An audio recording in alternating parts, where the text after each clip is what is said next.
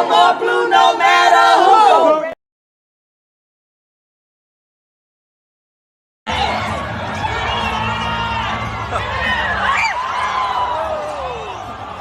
Lead us not into temptation, but deliver us.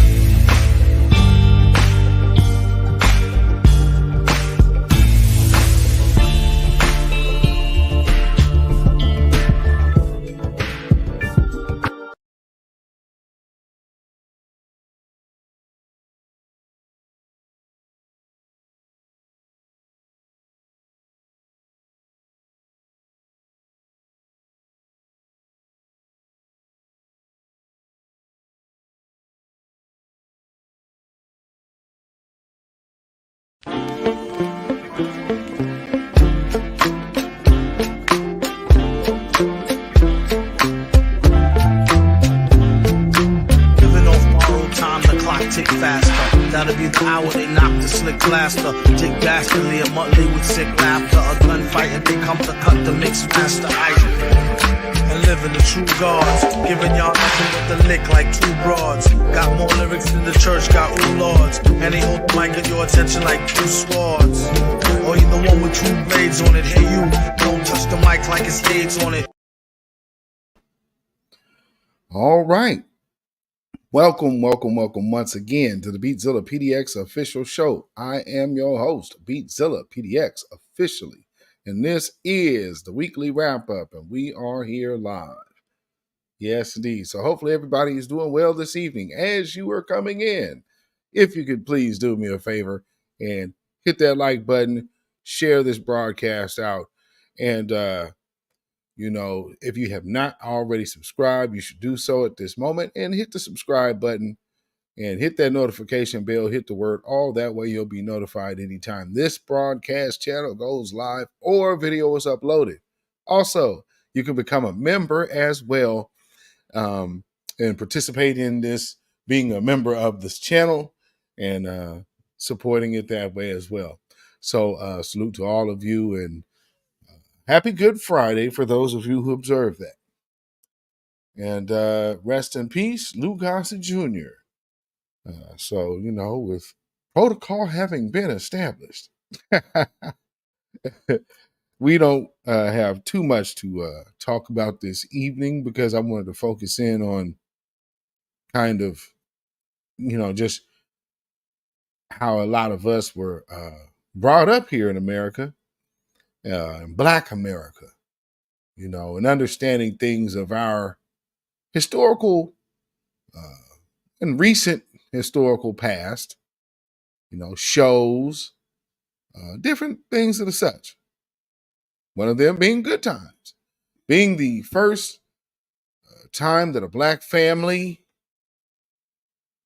and I guess for all intents and purposes, put this in perspective,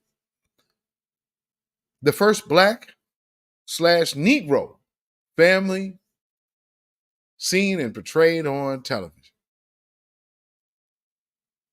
The one thing they were not referred to as African American because the title didn't exist. So, there's just one thing to be considered there because people often rewrite history when they refer to people as African Americans and African descent. You're starting to hear, see, it's going from African American to African descent now. Okay. See, I mean, you open the door, it just never stops. It's like the border.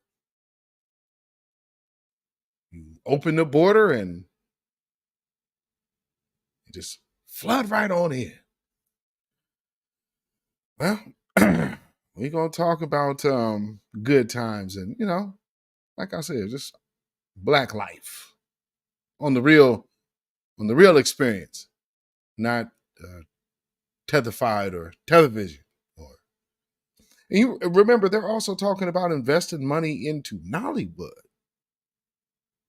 and African directors. Oh, you don't say. Here we are once again. So again, a slap in the face to Foundation of Black Americans, because here's a show still about you, written by people who aren't you. Go figure. You traded in the white writers for melanated immigrants. Woohoo! Winning. I'm talking about just killing the game, baby. Good grief.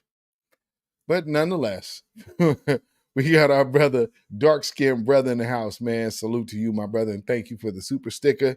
And also the other, let me go ahead and see what I got here.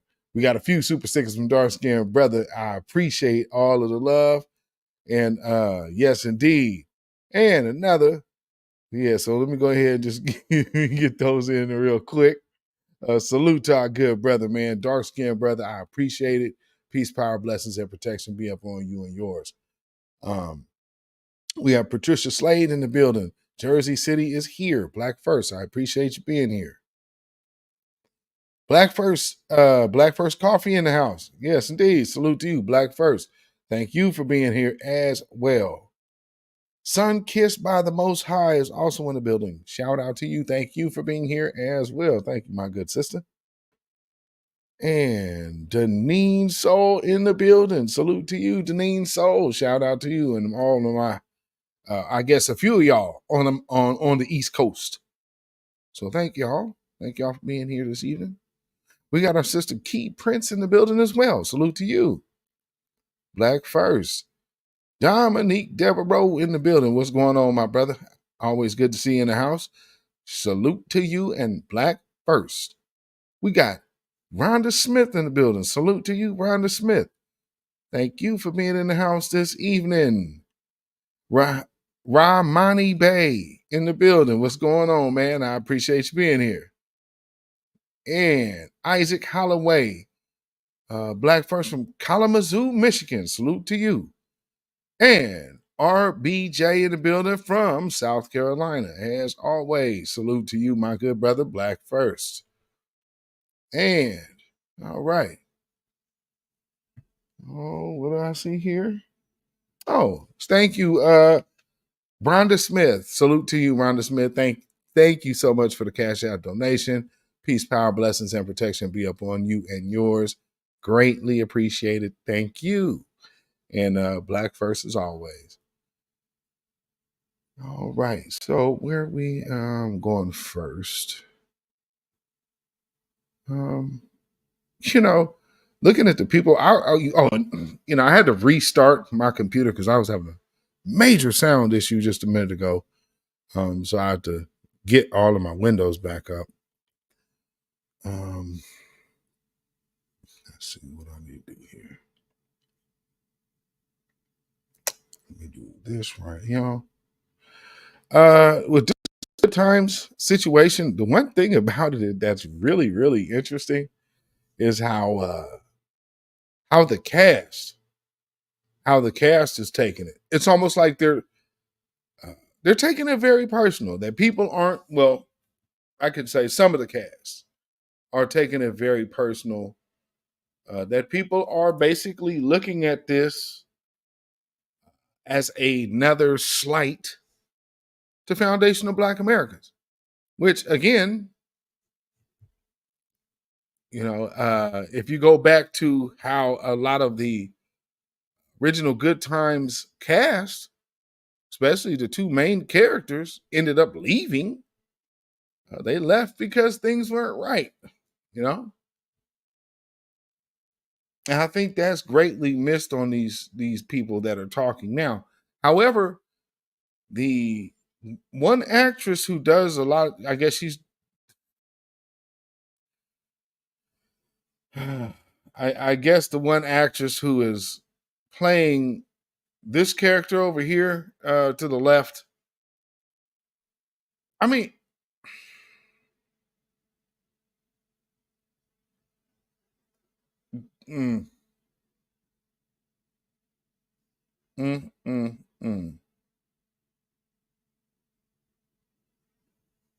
Wow. That's all I could really say. Wow. And so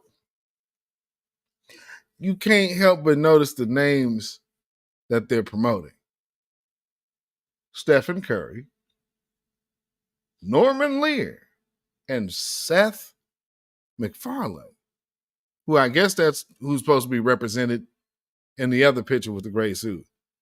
Now, it's funny that you're talking about Seth MacFarlane. Seth MacFarlane is the white man who had a Black character, or had a white man voicing the Black character versus actually just going to get a Black actor. I believe the first Black voiced character on a Seth MacFarlane show was Corey Holcomb. If memory serves me correct, I believe the first actual Black voiced character on a Seth MacFarlane produced or written show is Corey Holcomb.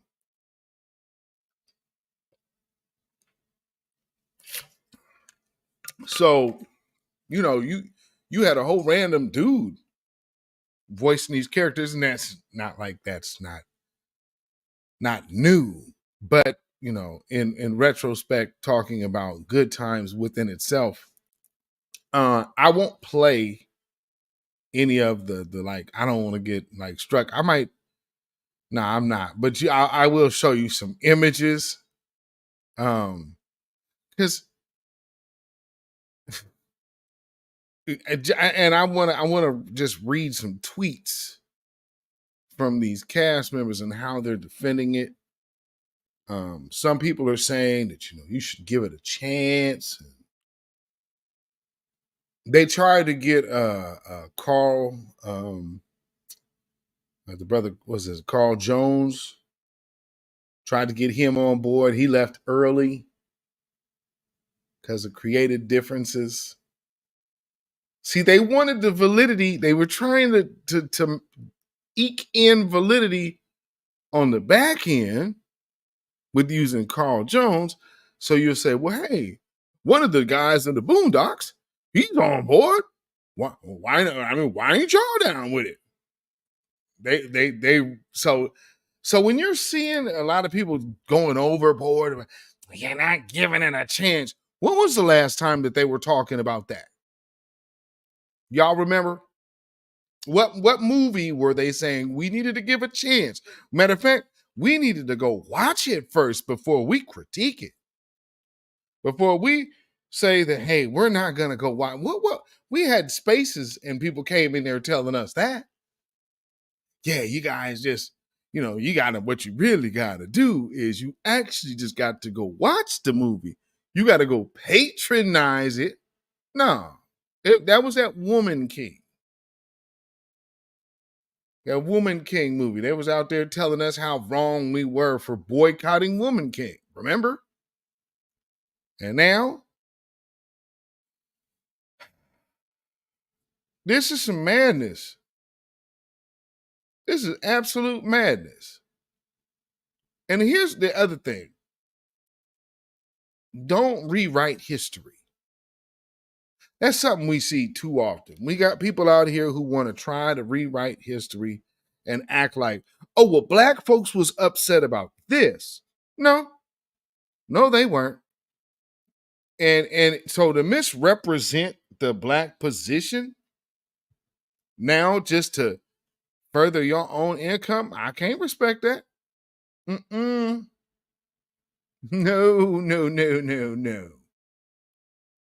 This is insane. And ladies and gentlemen, the man on the right, that is Eric Monty, one of the creators. He's the co-creator of Good Times. Now, all these black folks involved with this show, I'm just wondering, since you guys all go lucky about this whole thing, and it's funny that you actually, from the executive producers, Stephen Curry, Norman Lear, and Seth MacFarlane, there's a black man who created this show that has not been getting broke off his due. And here y'all people go and, man, this one here, this is a bad call. This is a bad call to everybody involved, man. On top of that, why does this woman have blonde hair? I mean, really? Why does this woman have blonde hair? And that's just not the worst of it. You know what I'm saying? These are, what the hell? You gonna tell me that we prejudging this? You out your mind?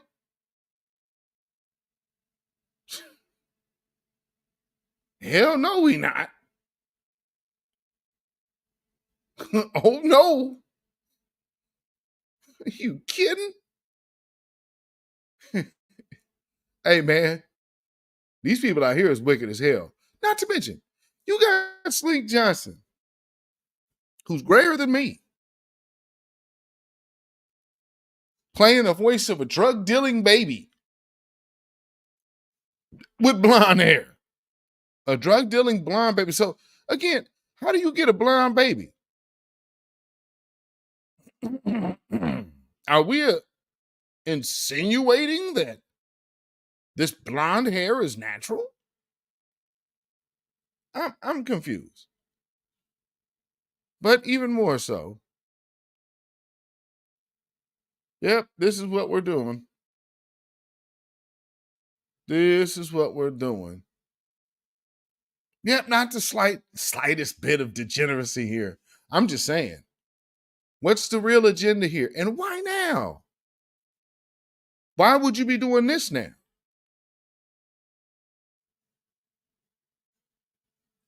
Didn't they do a live Good Times reboot?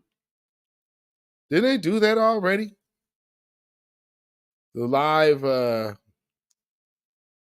reboots of the shows like they did Facts of Life and whatnot. Didn't they do Good Times?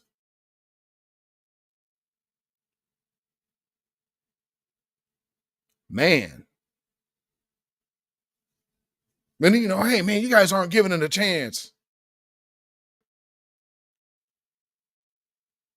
but here's our ethnic writing team and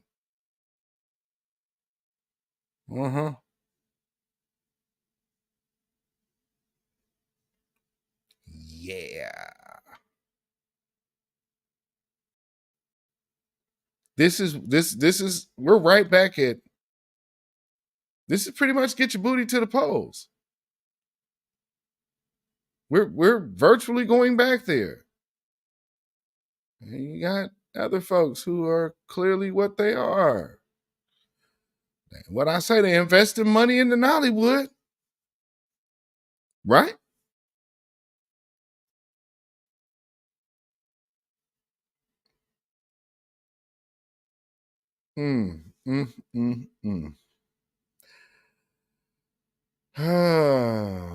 I am just curious.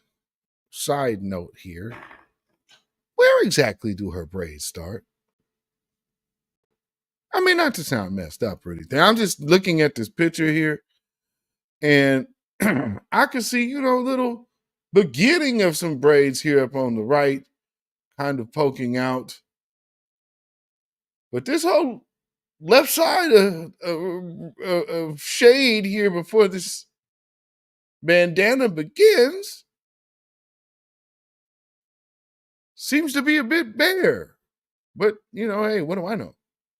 I'm no beautician. That's what I could say. I mean, so, hey, maybe there's something I am missing on the hair game. You know what I mean? Like I said, what do I know?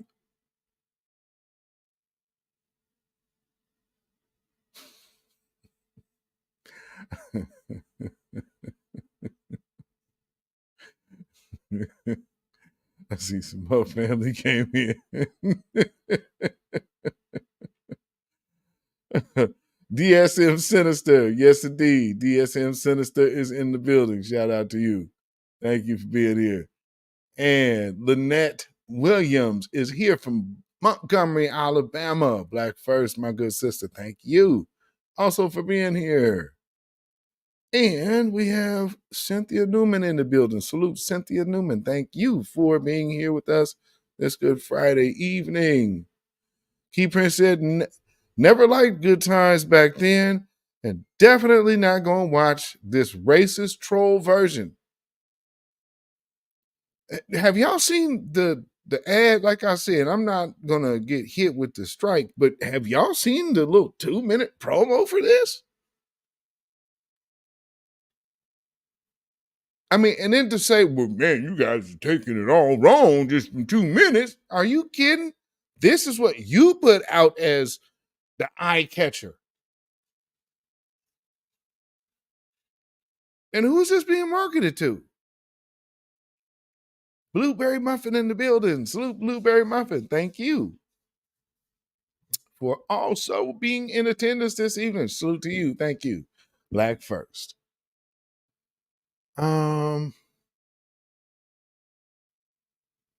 Yeah, see, I think I got everybody. All right. Now, these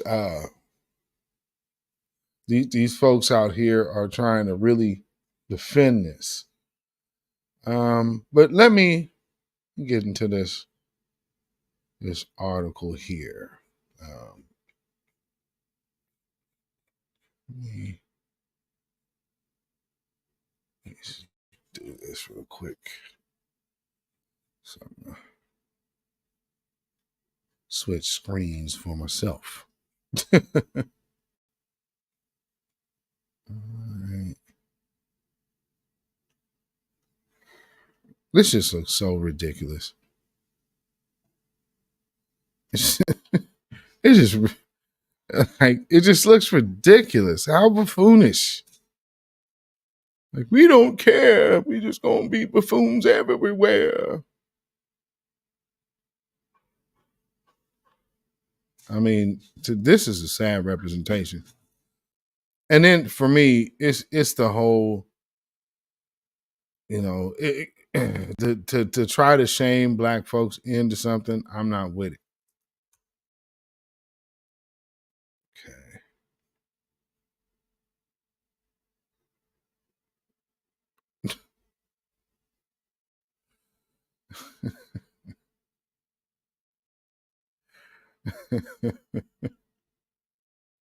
This is awful. That's all I can say. This is just awful.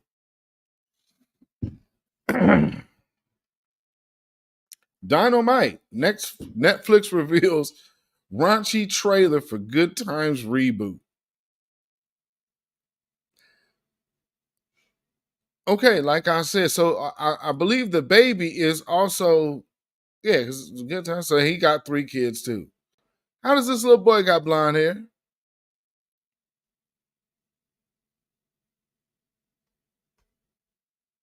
I mean, we just really doing that. Oh boy, oh boy. Dynamite! Netflix has unspooled the trailer for its upcoming animated reboot of Norman Lear's beloved sitcom, Good Times. The raunchy rated R trailer reveals a new look at the Evans family through the eyes of an executive producer, Seth MacFarlane, and showrunner Renata Shepard. Oh, wait. Whoa. You gonna tell us that we needed to give this a chance? Are you kidding? No. You don't let nobody come in there and tell you. No. Well, see, y'all have only watched 2 minutes of the trailer. Family. This is Renata Shepard. She's a whole Latino.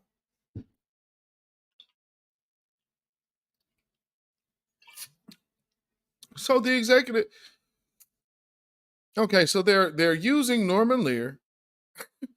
Man, the levels of slaps in the face just are ringing so super loud right here. I don't understand how everybody's missing it. This is insane. Okay, so we got this Latina woman to be the showrunner. You got Seth MacFarlane as executive producer. The series features a voice cast that includes J.B. Smoove, Reggie, Yvette, Nicole Brown, Beverly, Jay Farrow Jr., Marcy Martin, Gray, and Gerald Slink Johnson as Dalvin, and Rashida She's Olayewola Lashes by Lisa.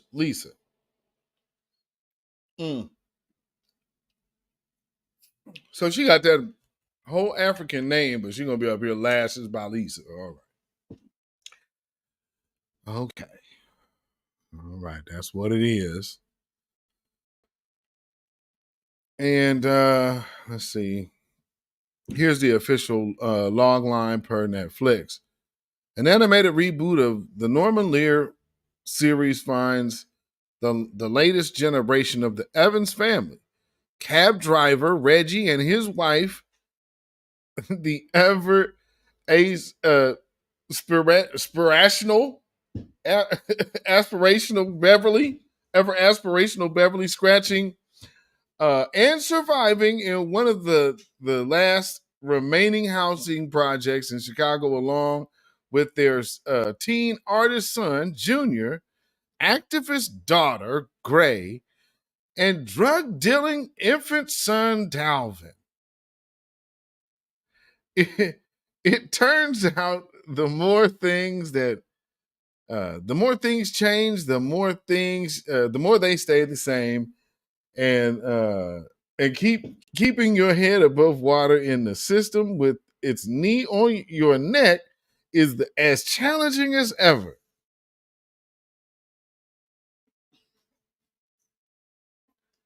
Okay, so let me get this straight. So out of all of these years that these people have struggled and survived, and we're talking about generation of Evans family. Who are they supposed to belong to then? Latest generation of Evans from who? Like how does they even make the connection to the Evans family? Because remember, they left the projects. So why isn't this a like where are they now type of situation versus let's rehash them being in the projects? Y'all feel me on this? This I just feel that where you guys trying to go? Really? Where are you going with this? Oh, let's see. It turns out the more things, okay, yeah, what was that? Oh, the only thing tougher than life is love. But in this family, there is more than enough to go around.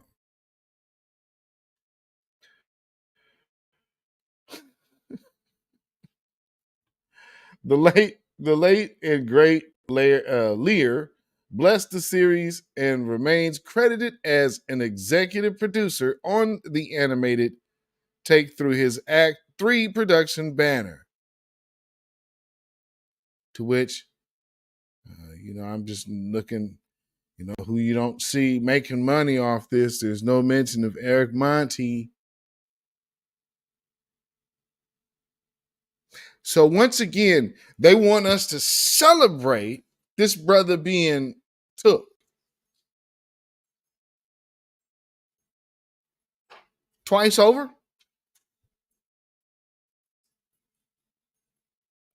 When we tell you that white supremacy loves real evil jokes,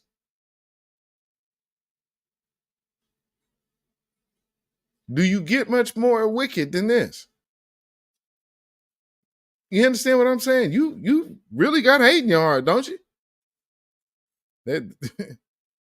Because I'm telling you, that's when I first heard about this, the first thing that came to my mind is, is Eric Monte finally gonna get broke off?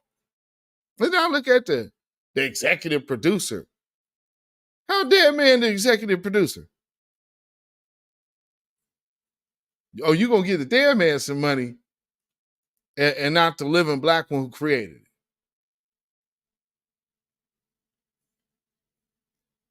This is very disappointing to see all the people involved in it. And I will say for the Yvette sister, I don't think your stance is really worth it. But I mean, I don't know. At 52, I hope you know. As some people get on this high horse thing, and this is how you know when people done messed up. Can't nobody reprimand me but my mama.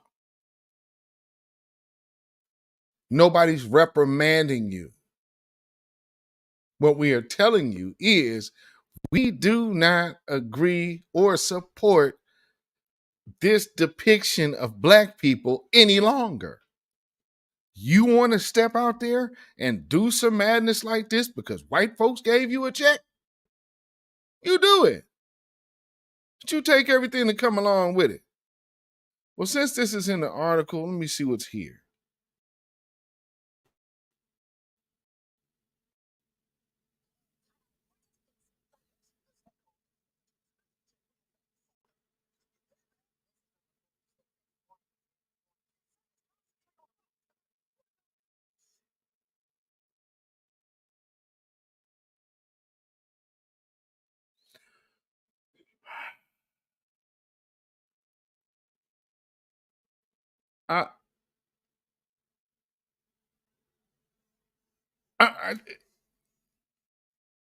Seconds.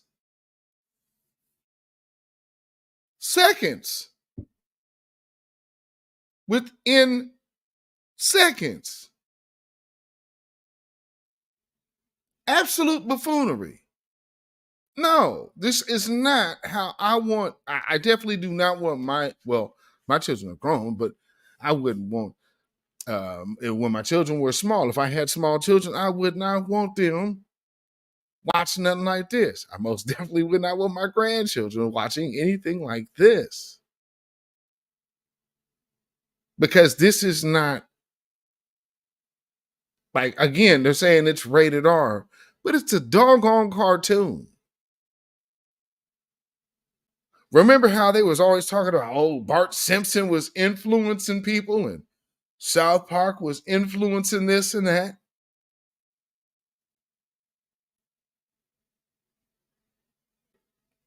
Now, when we're criticizing it and saying, hey, this is a detriment to our youth and to the way Black people are portrayed, why would you want to be portraying, again, a crack dealing baby? The hell are we talking about? And to get out there and start trying to defend this is nuts. Oh man, y'all think y'all can tell me what to do. I don't need nobody telling me nothing. I do what I want to do. Yeah, and you can ruin yourself doing it. Let me see. Let me just go through this. I'll play.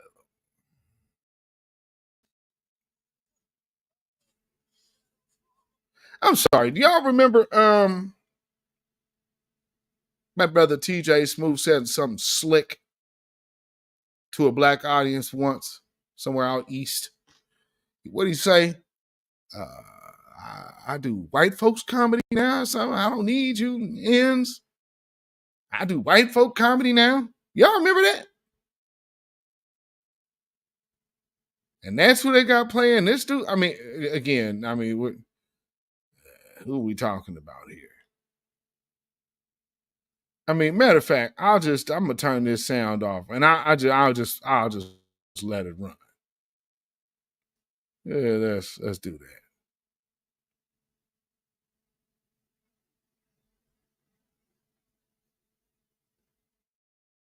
Family.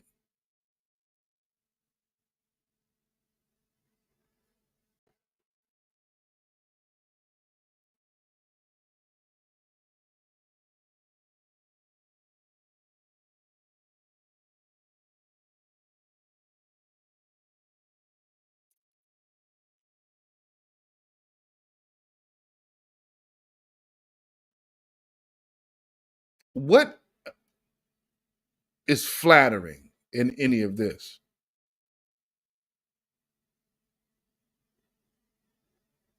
I mean, really, what at all?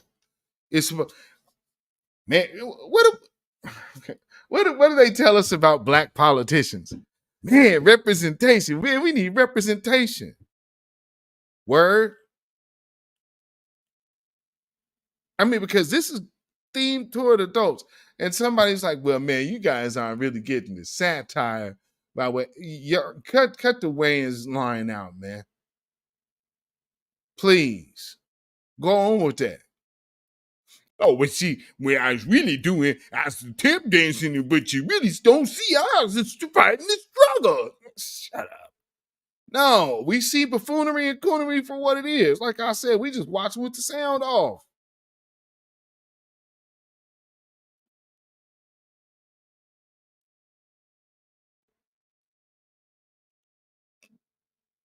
Brought to you by a Puerto Rican or whatever the hell she is. She ain't Black. So again, the person who brought this to you, this is who brought it to you. Now, she really got Black folks back, right? Yeah, you can definitely expect that she won't stab Black folks in the back. Yeah, but yet this is her work. Uh-huh. I mean, this is madness, man.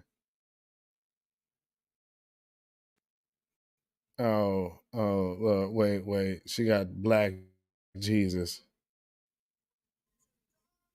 Oh, they got music everywhere.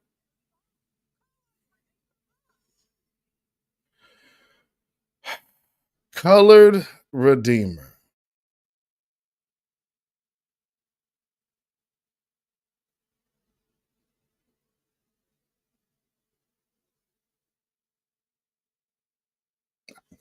Where's the depth in the joke? I mean, man, we're going to be really, see, we're putting we're fighting the power, and it's, some messages are strategic, brother. So what you need to understand is, see, we really are sticking it to the man, but see, we are executing our plan. See, we're playing chess, not checkers, brother. You see what I'm saying? Do you understand? Don't let these folks con you, telling you that trash. Oh, y'all just ain't looking at you need to just at least give it a chance. No, you don't. Absolutely, you do not. And from what I've seen thus far, boycott this BS. This is good and god awful. Oh man, yeah, really? Man, you guys, it's just I'm a minute in. What positive message am I supposed to be taking? Well, it's just maybe that's going to be coming next. Well, it's just comedy. Look at what we're seeing. Look at all the images. There's not a straight black person among these folks. Everybody around the projects of Chicago is just downtrodden.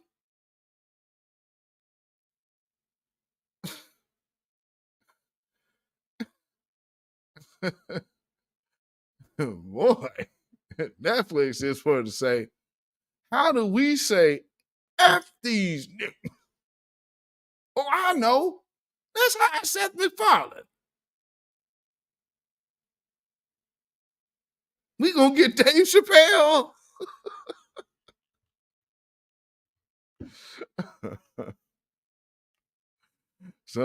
Somebody in the back office is over there working deals behind other people's backs. We're gonna sneak this one in with the women.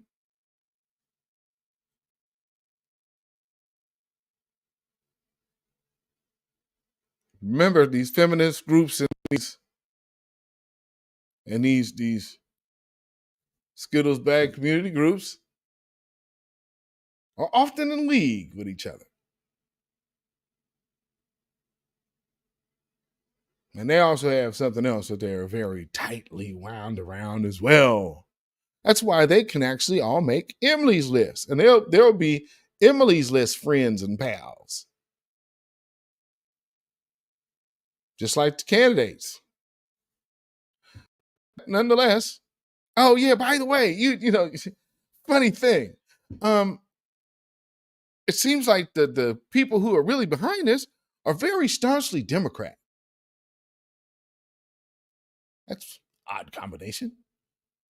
All of this, I mean, we're looking at right here in the scene you see right now is an infant who is very clearly black, but for some reason has blonde hair and diamond earrings in his ears, holding wads of cash,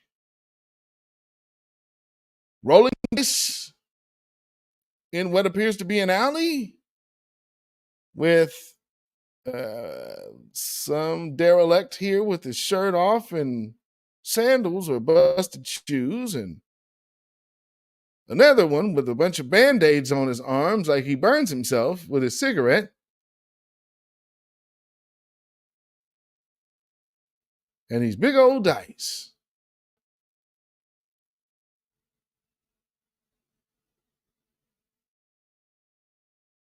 The irony of this scene also is if you gave each one of these two gentlemen here one of these cubes, which are in plural, it would then just become a die.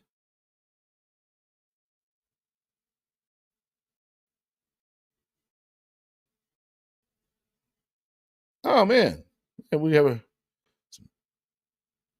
now we're consuming. It just keeps getting better. And baby count drug sales are going. Man, we are winning with this one right here. Boy, I tell you this. Yeah, we're doing batting at 1,000.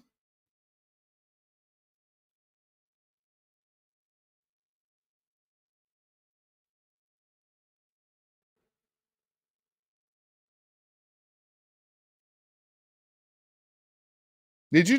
So is this a whole trick over here with the John?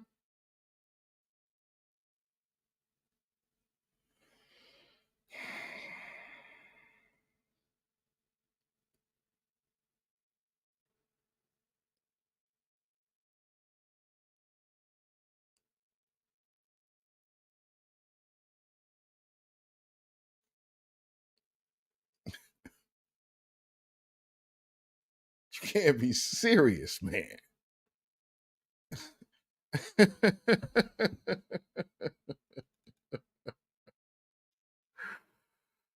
Oh,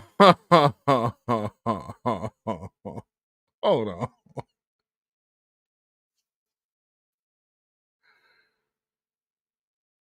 Okay, we're talking about drug dealing babies, right? Somehow we're going to find ourselves justifying watching this because there's going to be some hidden message that we're not giving it a chance, so we're not getting the full scope of the hidden message that it's really a positive message.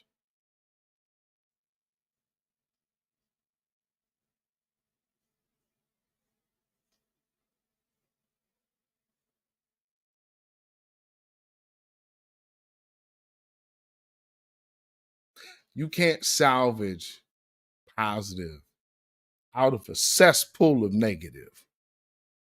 And that's all this is. That is all this is. This is a cesspool of negative. I mean, there's been nothing positive that has entered the screen yet. And so, okay, going from that to some of your stills. Oh man, these are much better. Absolutely fantastic. Yeah, man. I'm talking about positive. And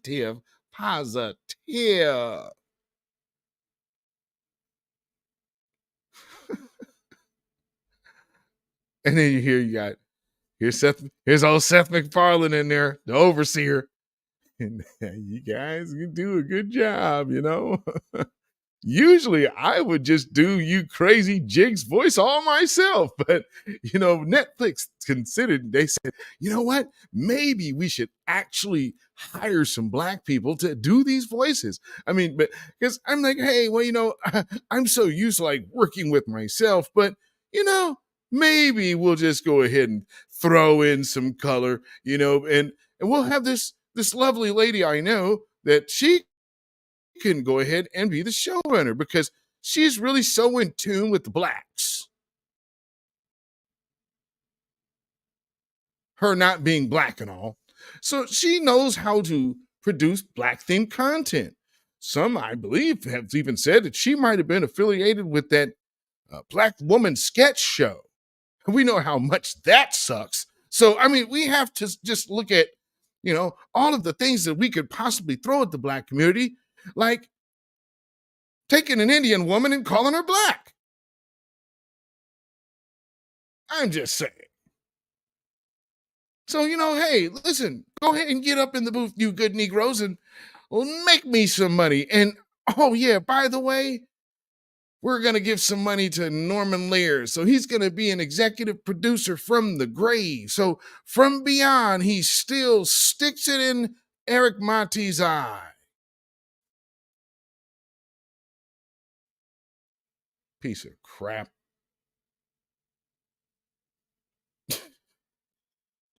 How you gonna give this to? How you giving this weirdo credit from the grave and ain't Eric Monti ain't getting broke off? How that work? And man, I'm telling you, man, for all y'all Black folks involved with this man, y'all should be ashamed, man. This is a bad look, man. This is a bad look. And maybe you know, I don't know what this will do for people's careers. Only time will tell. But I know in as of late, playing that arrogant card against the black community ain't been working. That is the move that has that's been taking some L's these days. And not just from black folks trying to go against the grain with, well, I guess even still with that too, but even, non-black folks is catching it because, hey, enough is enough. And we are not your whipping posts. You feel what I'm saying? And it's broken tool season. Hey, y'all see how Diddy getting done?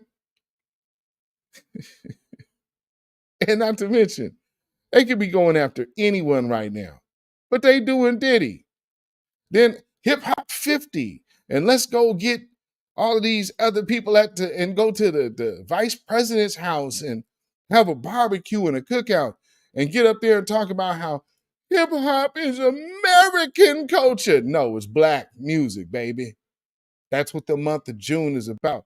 Now it should make sense why they wanted to corrupt the idea of June being Black Music Month and turn it into Pride Month. So now you have, just look how they methodically started working on it. Then what happens? This year, 50-year anniversary of hip hop and the Puerto Rican influences and the Jamaican and Caribbean beginnings.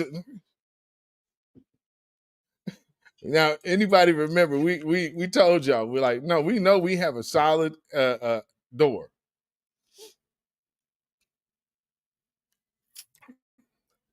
And that door is in gospel music. Now you have people trying to come out the woodwork talking about, well, gospel music actually is inspired from Africa. Hey, come closer. One of the main things that happened during the time of chattel slavery in America is all history of the slaves was erased, meaning there wouldn't be any influence coming from a place that's been erased, culture that's been beat out, burned out, killed out. It's all culture here. Inner strength built here. Oh, well, you guys are just so used to being up under the white man in the white man's land. We don't look at this the way you do.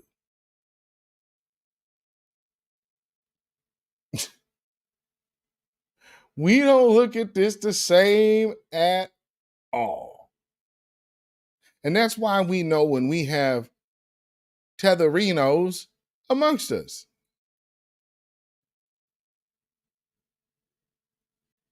I.e., tetherino. Or shall I say, tetherina? Because here she gonna come over here and like, well, I can speak for black culture. No, you cannot.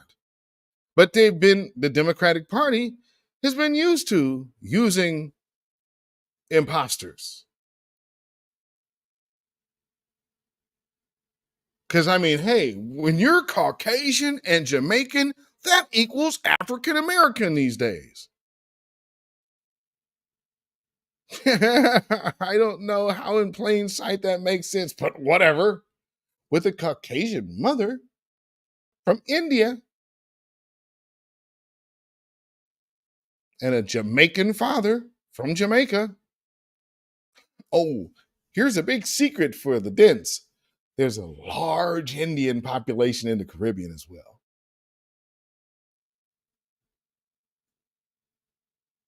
All kind of Asians running through the Caribbean too. They just ain't in the slums.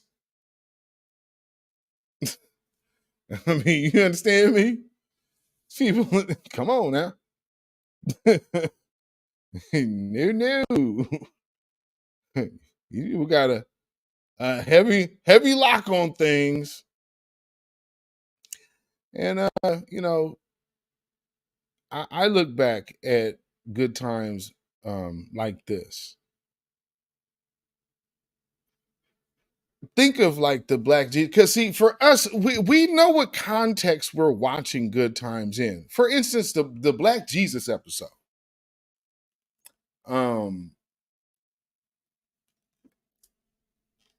She Florida was so gone and upset with the idea of having a Black Jesus on her wall, even if her child actually,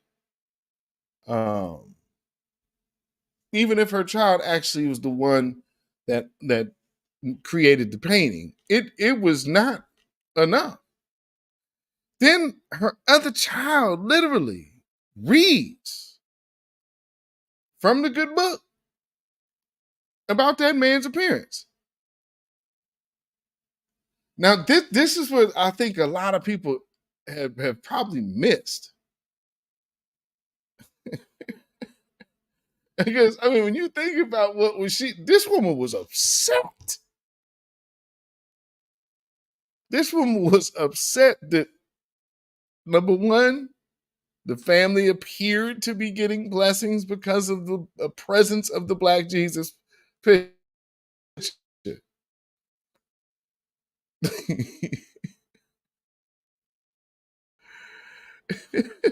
She's so, y'all remember? And see, here's the thing that I think a lot of people miss about how we regard Good Times. Florida Evans was the enemy of Black progress. James. Okay. Michael comes in the house. Hey, I just got $5. They're all like feeling amped and good because of Black Jesus. What's Florida Evans doing? Oh no! You upset that your children are getting blessed because your deity is now looking like you. Did y'all understand what they was pushing? Do you see what they were pushing? Oh man, that's crazy twisted logic. But it's psychological programming. That's why they made sure they had their hands all on our stuff. This is Black targeted programming. So you have the militant midget. When they wanted to do busing, and I guess, some people could, you take things how you will that work for your circumstances, but remember the whole busing thing.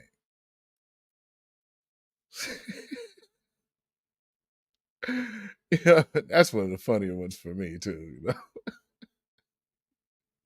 Black ain't beautiful on the yellow bus. You're wrong if you think you're fooling us. In our estimation, busing stinks. Now, the funny part about that is that's actually Joe Biden's position at that time.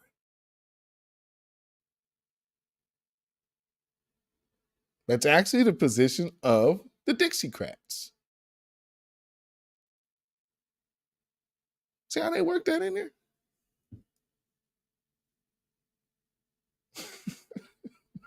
Well, they cold with it, ain't they? So I'm okay.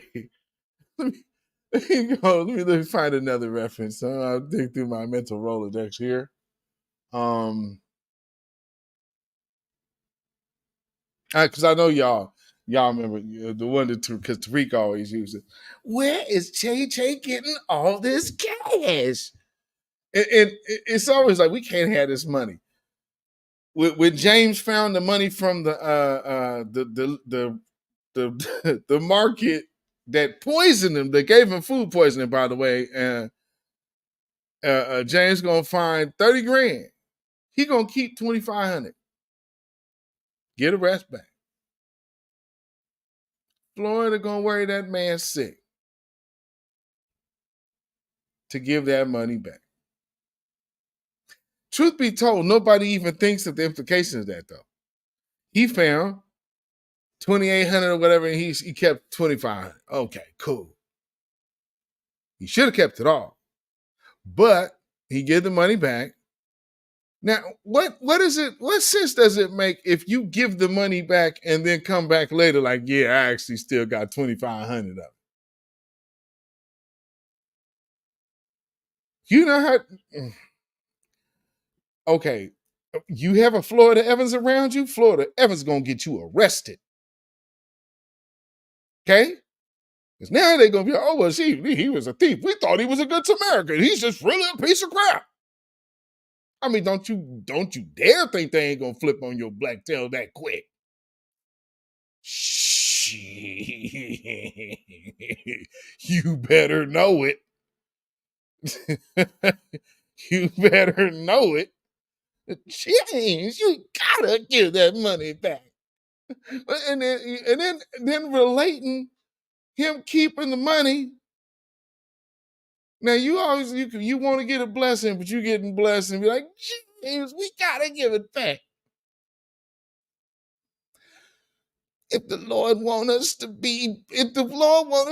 get rich, he would have made us white. This is the message that they was pushing. So, it wasn't all gravy. And, don't get it twisted now. Another slick thing that they trying to do now, if you haven't noticed, and we did know that John Amos was married to a white woman.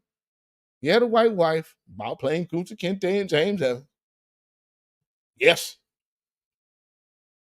So now that's the little slick thing they're doing. I don't know. I don't see why y'all hating on this little redo. I mean, shoot, look at real James Evans had him a whole white woman and mixed kids and blah, blah, blah. Stop. Deflection. Point is, this mess here is some anti-black propaganda, a chance for them to stick it in Eric Monte's eye once again, using more black folks getting paid, and ain't nobody brought this man up. Or Mike Evans, for that matter. These two brothers, Mike Evans, for those who don't know, that's Lionel from the Jeffersons. Those are the people who came up and created Good Times. You know what I'm saying? Think of all the other things that they would do too. The way that they looked at money. We got a extra $100. Man, I'm gonna buy me a new Cadillac. The understanding of money just was so crazy. It was never realistic. And that's by design as well. So again, you're seeing financial illiteracy being pushed. And so Good Times ends with what? Over the Rainbow episode. They all get, Keith goes to the NFL. JJ, for those who haven't watched that show, do y'all realize that JJ ended that show a millionaire?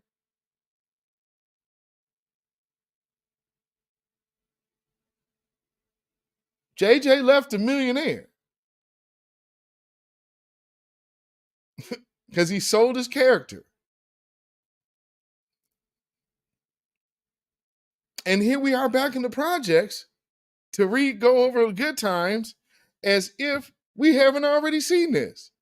But wait a minute. Where's the Rich Evans family? It just went all bad, and somebody in a generation, you in a taxi. Because I mean, we're talking well, the next generation. It would only be one generation. Who are you? Whose kid are you? JJ, or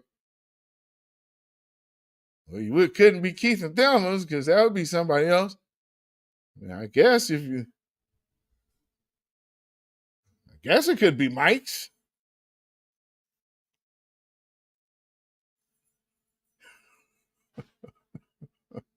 I'm just saying, maybe.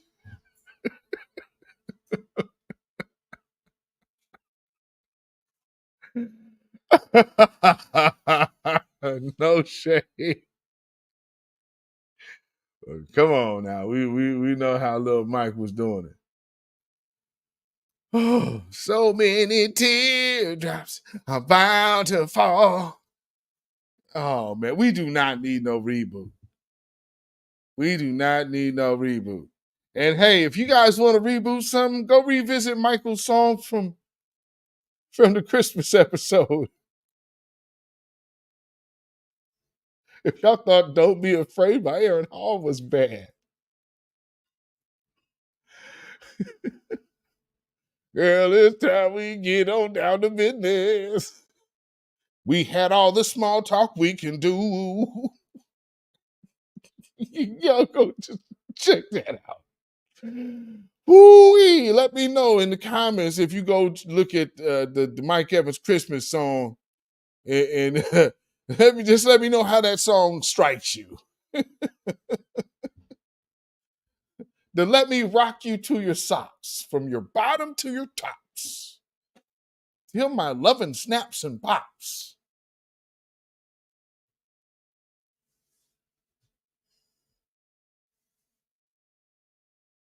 I think when you hear a line, "I think we best be getting down to business," ladies, is that line? If somebody say, "I think we best," you walk into a man's place, "All right, I think we best be getting down to business." You feel comfortable, ladies?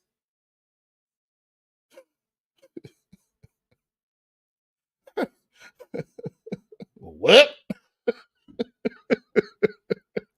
I mean, come on, man. If y'all get a chance, just go listen to that song. Oh, man, I'm telling you, it is something super duper on the assault side of the game. Put it to you like that. Extremely on that side of the game.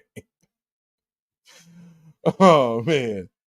Oh Lord. But again, for my take on this whole thing about this good times, and shout out to our good sister Connie Collins for hipping me on to this, as well as my wife, and Connie Collins hipping me to these kind of to the growing movement against this good times reboot, which I'm very glad to see, because this is crazy. This is absolutely nuts. I mean, in my good times memory, what else do I? Let's see. I mean, like with Thelma was a playwright in one episode. Thelma was also a dancer.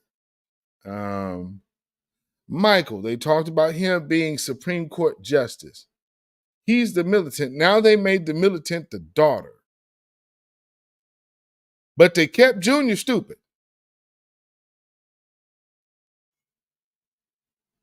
You see, they keep Junior stupid. Got that eldest son. The juice box said concentrate. But don't be but no one nothing. I mean, come on, man. This is a bad product. But yes, Black Coffee First, CC. Yes, indeed. Shout out to CC Freeman on Twitter for putting the word in my ear And there's also a petition.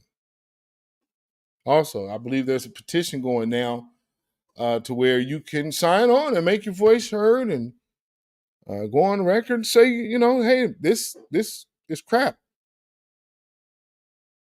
Man, I don't want this crap around, and let's get it out the paint. I mean, I'm not mad at that because, again, this type of arrogance for me, that's what I wanted to show y'all. Let me share this screen.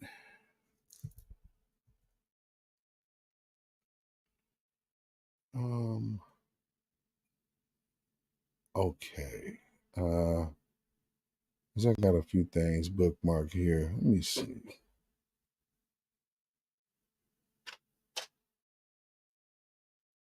Oh, jeez. Okay. Why is it doing that? All right, let me bring this up.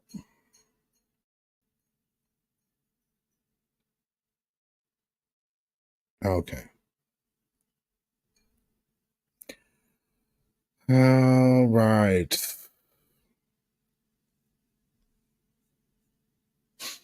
This Yvette Nicole Brown is something else. My character on Good Times is a fierce, loving, God-fearing mother doing her best to raise her kids and love her husband. She fights for what's right against the system, almost to the death, for the good of those in her community. What part of that is out of character for me?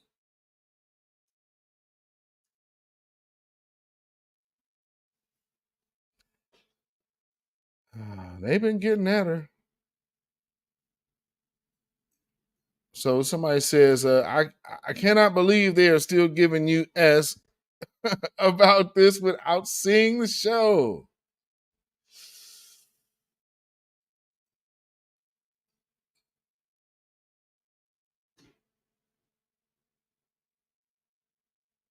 Look who follows her.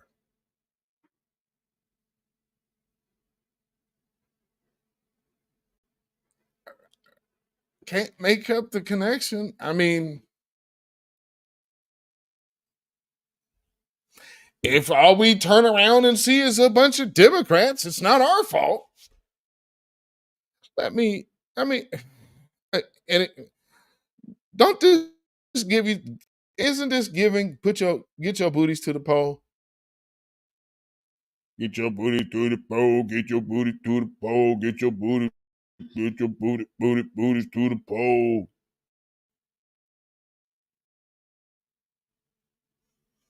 All right, but she went full demo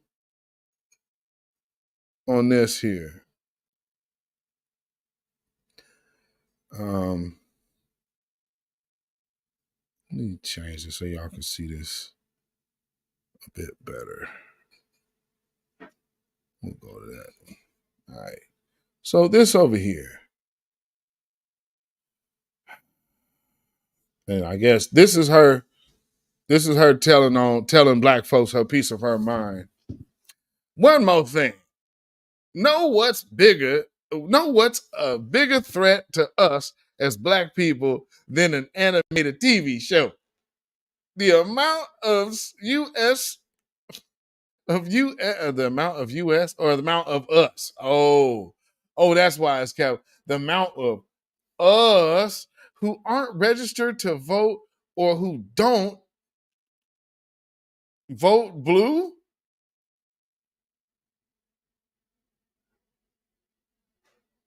Man, our choice to vote for whoever we want to vote for is our prerogative. So, again, how did you tie in not liking this show to not even voting for Democrats? What? Does this not say who they're targeting? This was where you went? Okay. me read that again. The amount of us who aren't registered to vote or who don't #vote blue because people like Nina Turner tell them every politician is the same, which is a lie. They are not.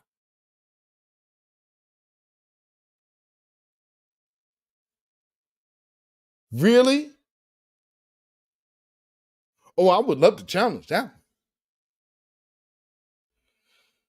Oh, let's go. Come on here, sis. Let's see what we got here. Because of voter ignorance or apathy, a full demon was in the Oval Office. One, Mr. Captain Sofa himself had 8 years, but whatever. Oh, it's so funny.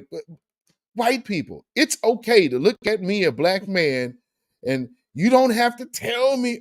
I like Barack Obama. The country was never better than with anybody. It's okay. You ain't shit. So anyway, the Oval Office and was able to put 3 Supreme Court justices on the bench. Justices who immediately overturned a woman's right to choose an affirmative action.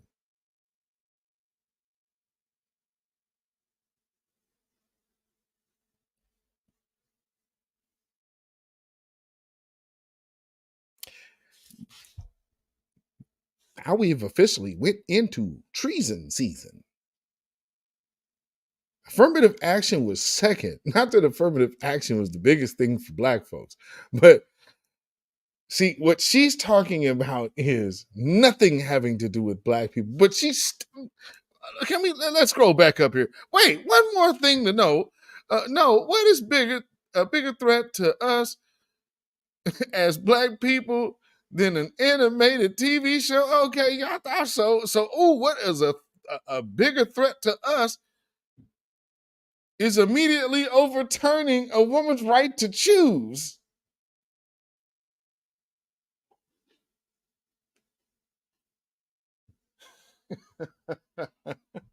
You cannot make this up, man. Come on, man. A woman's right to choose? That's a black issue now. Thanks.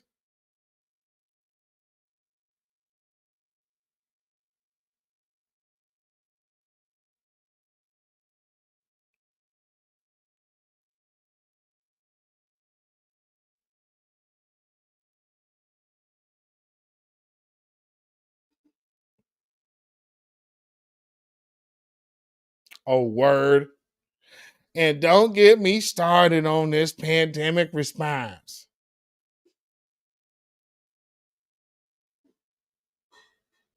Okay. Because we don't vote in every election and for every office. Legislators and school boards are banning books and refusing to teach our history.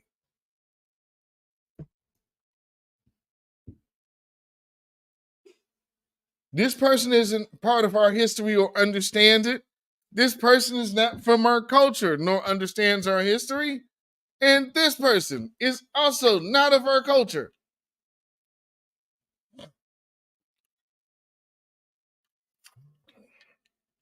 Insane. Oh, boy.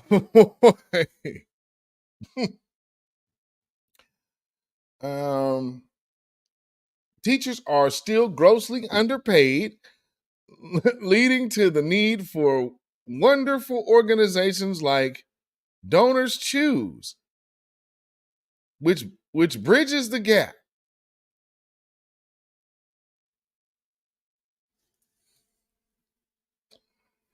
And she is really this is such a riding hard message to power it home to black folks. What's important to us? Don't get me started on climate change, our national infrastructure, LGBTQ rights, and so much more. voting in every election and choosing to vote blue saves our democracy and saves us. I've spoken ad nauseum about all these things. Have you?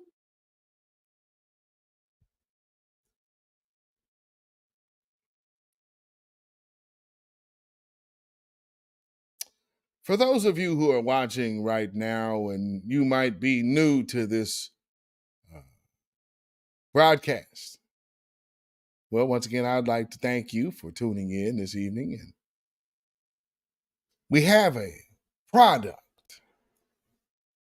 that we need to get out there on the market because some of these people are in desperate need of a product that we call Sambo sauce. And see, we have Mammy, and I might have to make the mild Mammy sauce. The mild Mammy Sambo sauce. But tonight, we just gonna have to make do with what we got. And Yvette Nicole Brown, this half-gallon jug of Sambo sauce, we are freely giving to you. Sambo, Sambo, Sambo!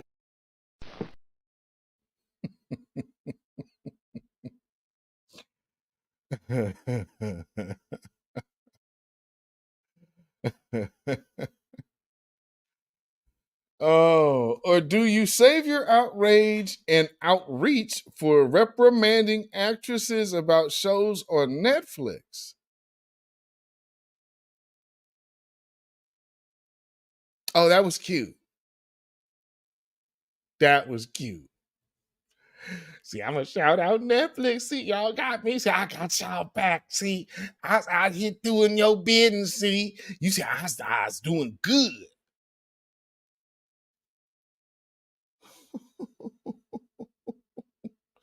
Ooh, you 52 and the clock is.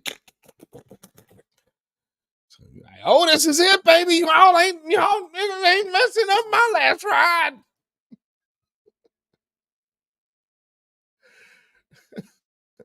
Let's face it, ain't nobody gonna hire me for no job in front of the camera. But let's just get this voice work. And voice work is good money. I ain't mad at that. But you still had to say so. Because you're so cool.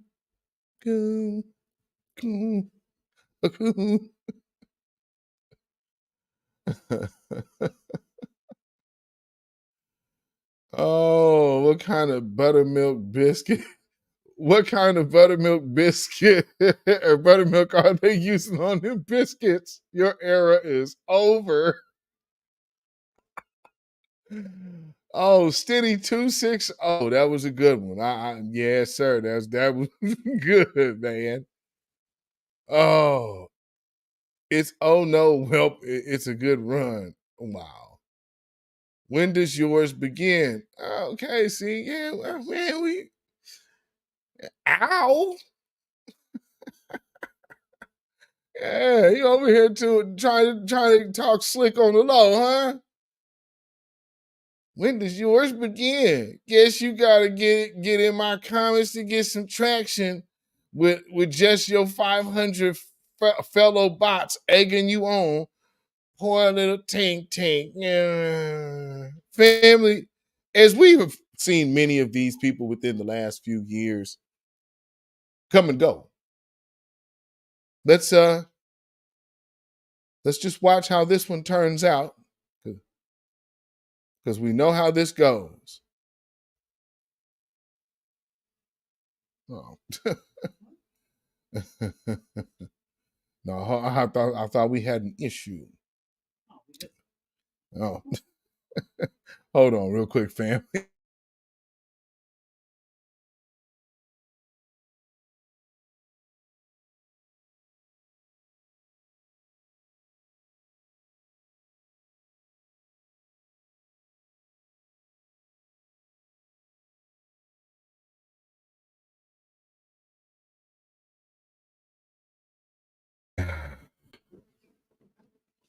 Who knows what they done did over here? Oh, Lord. See, I told you I live over here by these college students, so this almost sounds like somebody might have driven into that damn water main.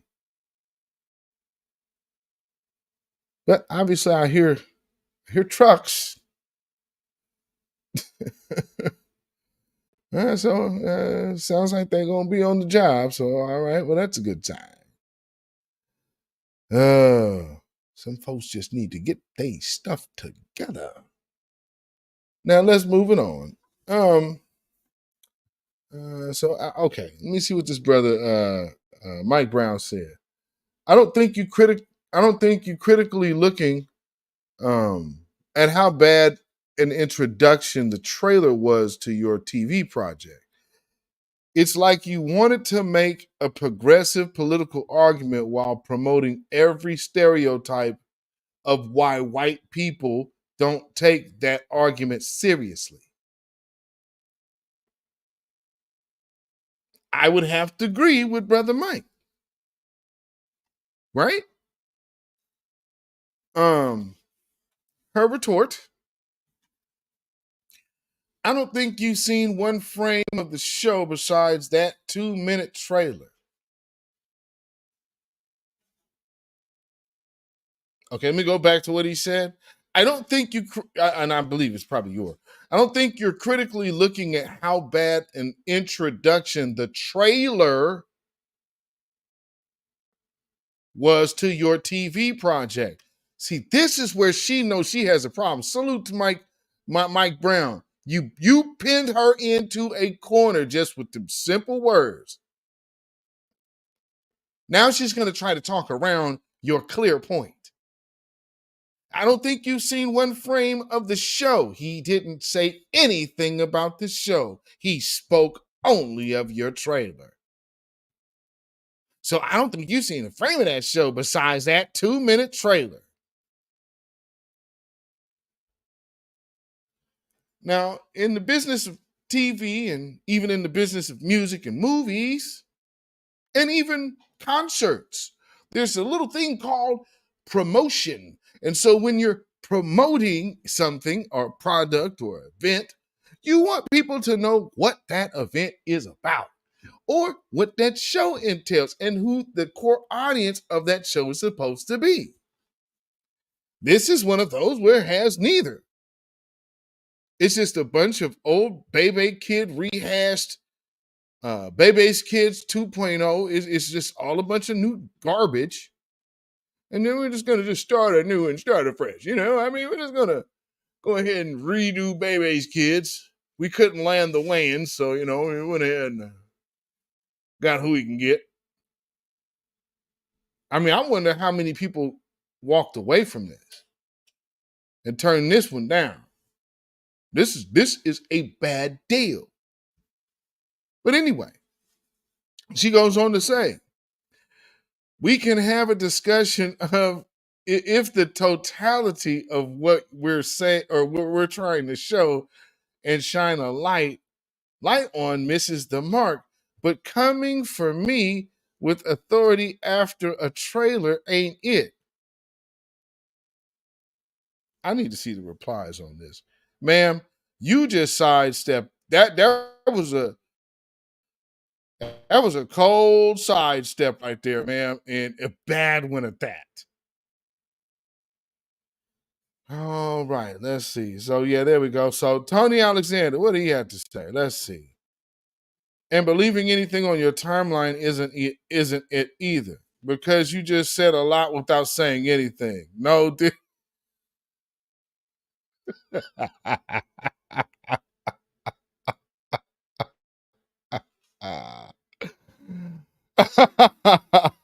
no, did he? Oh, damn, your past work sucked? You were the worst part of the community, and your scenes are really easy to skip.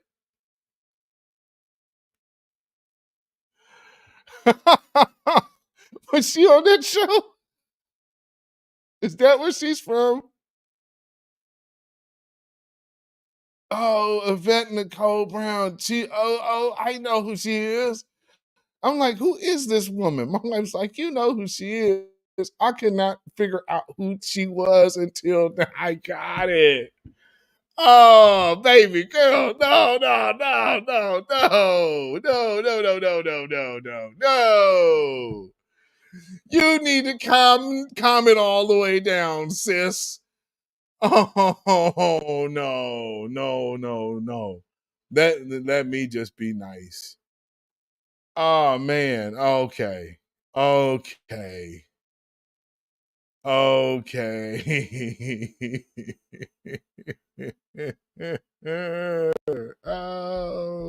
geez. Yes, now I know who this is. Yeah, ma'am. Yeah. I mean, and the fact that you're 52?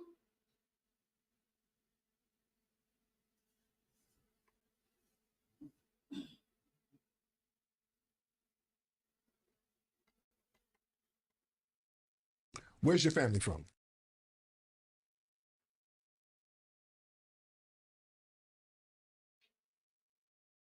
I'm just saying.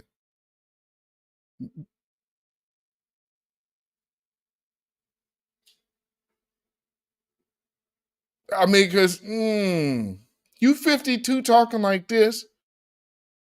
Where are you from? This has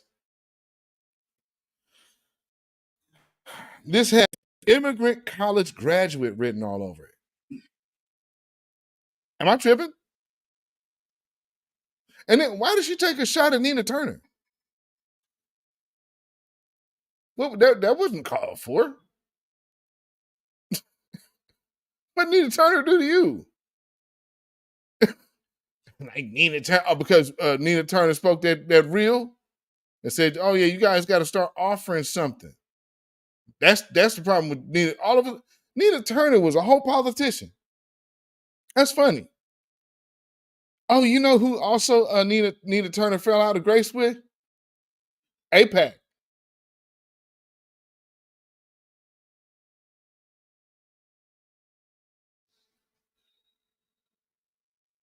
Oh, I ain't saying that got anything to do with it.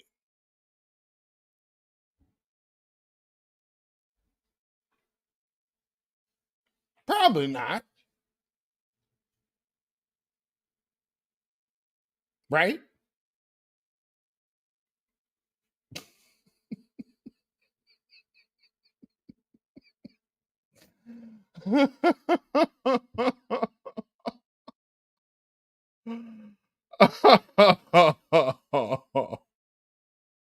Oh man. Yeah, see, this is the Democrat crap. It's all making sense now. It's all coming together and jiving now. So I mean, of course, yeah, man, how anti-black are these Democrats, man? Especially these black ones. They ought to be ashamed of themselves.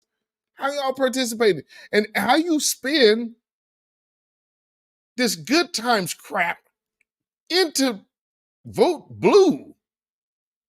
And for those who don't vote blue, I mean, y'all just doing a disservice to us. You let that old crazy man in office. Y'all have seen my video of Joe Biden's history. So what we talking about here?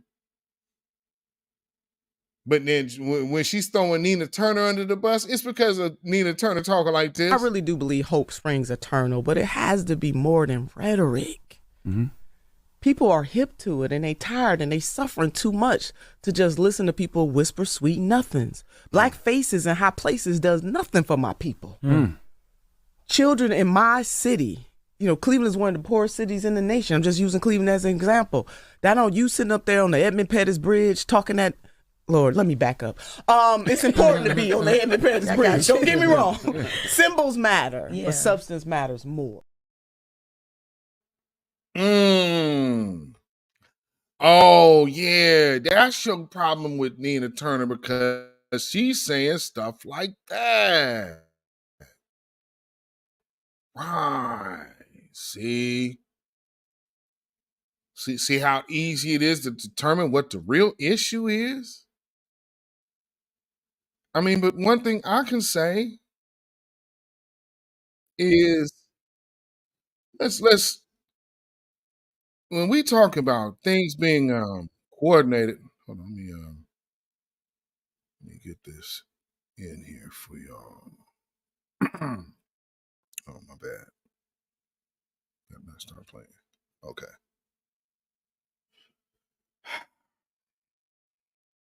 I don't understand. How do we even make this pivot? But they did. So, okay, we don't want to fool with this, right? We're saying things like this are degenerate examples and stereotypes from outsiders. And you're pushing these things. It's Seth MacFarlane, this woman here, this Nigerian woman there. What about Good Times do they even know? These are the one woman, she should be doing Nollywood. What she know about our culture? And if y'all ever watch any of those Nollywood movies to where they're showing their depiction of foundational Black Americans, oh, it's not flattering at all. It's not favoring us. It's in a real janky light. Especially when they start making fun of Black church folks. Oh, yeah, you should really see. You'll really enjoy that. So, with that being said, this, again, how she tied into what she said, this is what they pushing. Her access to medication years ago to give women a choice.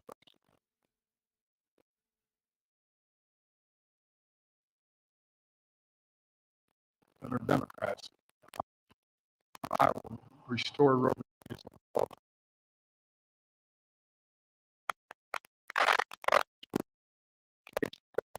Medication that was approved by the FDA. Yeah, okay. Yeah, it was approved by the FDA. I gotta reinstate it. And that's what they're running on. While, again, this Yvette woman literally led with the line about what should be important to Black people. So you're going to sit up here and try to reprimand Black America for saying we not fooling with this. Well, y'all not fooling with the Democrats. Y'all out here talking about all of this vote couch stuff. Shoot. And Ukraine is not our responsibility. Y'all out here doing all that crazy foolishness. And y'all really, y'all just be hating on our first Black woman vice president, whose mother is Caucasian and daddy Jamaican, and there's no Black on her birth certificate, but she is African American. Well, actually, no, she couldn't actually technically be, but we're just going to keep saying it anyway.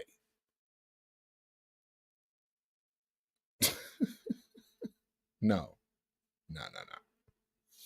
And so as you see, they're doing the whole Roe v. Wade thing because even the Black agenda being as loud and clear as it needs to be right now, this is what you're going to get from old Kamala Harris. So I'm not going to sit here and say I'm going to do something that's only going to benefit Black people. No. So recently, she made a stop at The View. And this was what she was pushing. We will not have the kind of quality of life that I think most people want without fundamental freedoms and the rights that are guaranteed in our Constitution and in the ideals upon which we were founded. And all of that is very much at stake. We've got a guy right now, the former president, running for office, openly saying that he promises to essentially be a dictator. Right. A person running to enter back into the White House who is proud that he stripped Americans, women, of the right to make decisions about their own body. A person running to become the commander-in-chief, who is admitting he would weaponize the Department of Justice. These issues in terms of how we are doing on a daily basis and how our democracy and our country is doing are inextricably linked. So yes, the economy is very important. We must do both. Address the economy and absolutely understand what is at stake in terms of fighting for our freedom. You know, it's funny.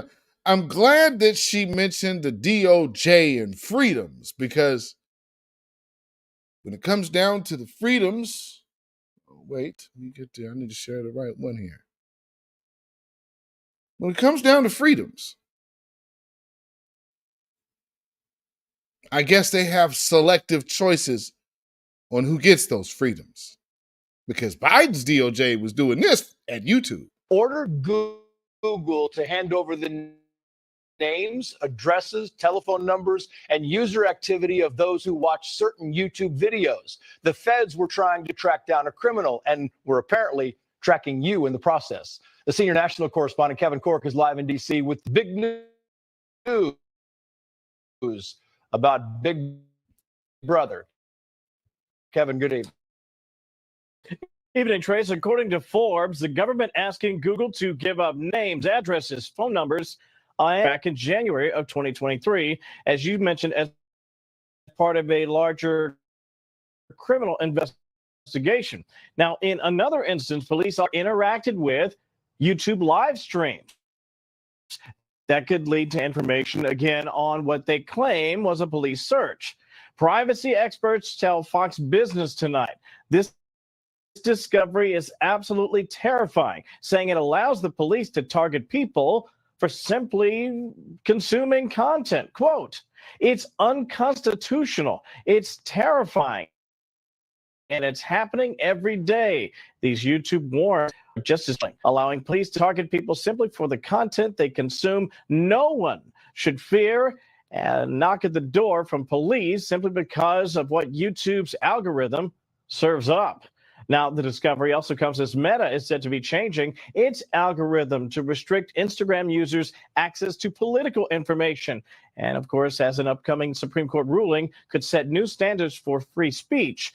And while it's still unclear tonight if Google gave authorities the requested information process designed to protect the privacy and constitutional rights of our users. It goes on. We examine each demand for legal validity consistent with developing case law, and we routinely push back against overbroad or otherwise inappropriate demands for user data, including objecting to some demands entirely. Now, the DOJ tonight has yet to respond to our request for comment. It is a huge story, a bombshell, some would say, Trace, one that will obviously garner further examination.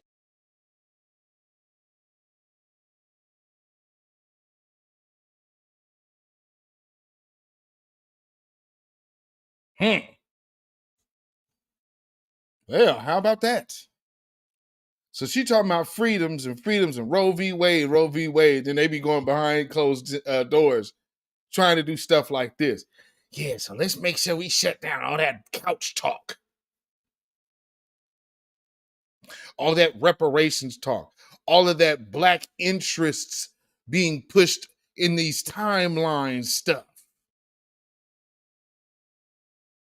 Let's find out who all was in these new black media spaces, these black grassroots spaces. Let's go see let's go find them. Remember when I told y'all, family?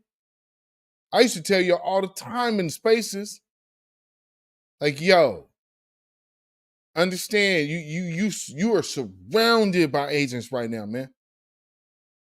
You are completely inundated with agents all the way around. You know, like the gospel song, Jesus be a fence all around me every day. Is you in spaces every day? The feds got a fence around you every day saying, hello. I might even get on stage and talk today.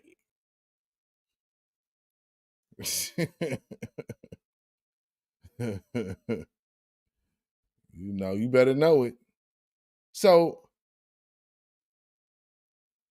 on a brief update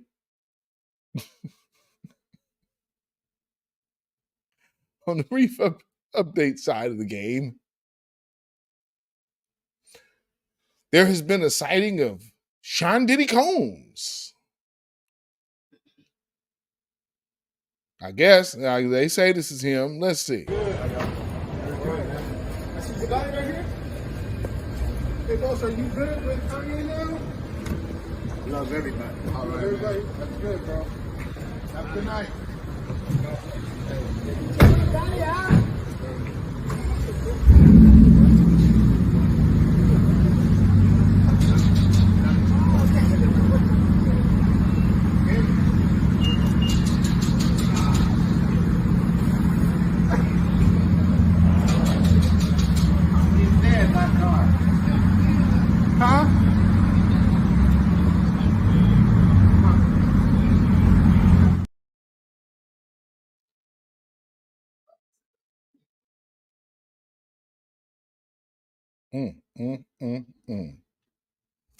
Now I just wonder, they'll be out there.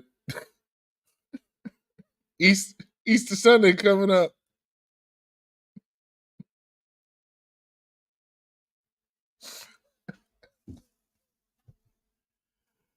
Ooh, one Sunday morning. Been swallowed up. Have you ever been swallowed up? Have you gone through a time of swallowing?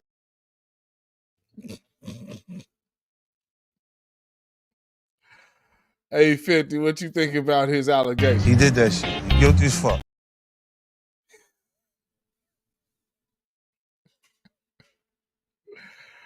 Oh, man. Oh, man. So let me see what's been going on in this chat here. Oh, oh, man. We've been deep in here this evening, man. Shout out to everybody who's tuning in right now. Hopefully everybody is doing well on this Friday evening. If you are watching on Twitter, for some reason, I believe if you are watching on Twitter, I should be able to see you in the chat if you chime in.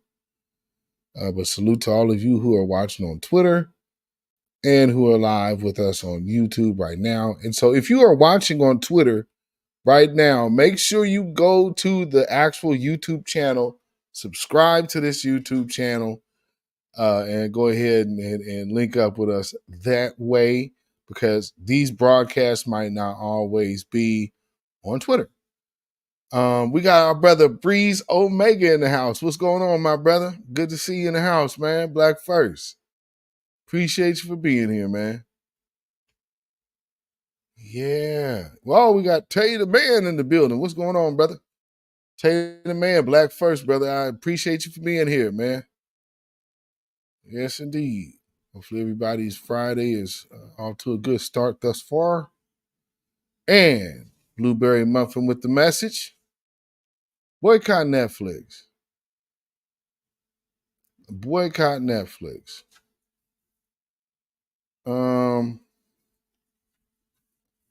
Let's see, because I think there'll be one thing I need to just briefly touch.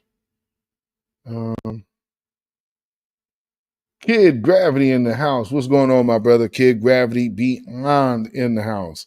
Good to see you as always, my brother. Black First. And if you guys haven't already subscribed to that, brother, go ahead and do so. Yeah. All right. We got another super sticker in the house from Dark Skin Brother. I appreciate it. Peace, power, blessings, and protection be up on you, brother. You and yours. And another super chat. Yes, indeed. Thank you, man. I appreciate it.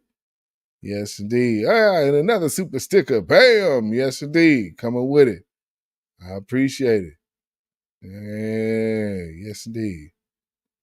All right. I think I got everybody. I am Case in the building. What's going on? What's going on? Hello, hello. And Jamaican is yes, indeed. Jamaican is a nationality, not a race. Yes, indeed. Yes, indeed. I am Case. Would that be the Singer case? Hey, I mean, shoot, you never know. If it is, man, salute to you. Blueberry Muffin said Indian Jamaicans. Okay, you know, it's funny. As I was watching, so that video that I was playing, the YouTube video of the Good Times knockoff. When I paused it, there was a live on the screen, and there was an advertisement for a channel, Rich and Jazzy Life. They have a selling group. They have a group called Melanin at Sea, and so that's what they do. They're cruise vloggers, but that is a black woman and a Trinidadian Indian man. He's Trini Indian. So when you think of Trinidad, your mind's, oh, shoot, he's from Trinidad. Of course he black. Go look at him. He's straight up Indian from Trinidad. I mean, come on, man. I mean, shoot, Kid Gravity on. He could tell you he is Jamaican. Jamaican coolies are about to move to Guyana when that infrastructure is 75% built.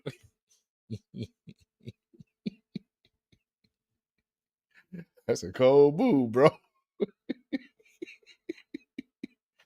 That's a cold move right there. But I mean, you know, get it where you can.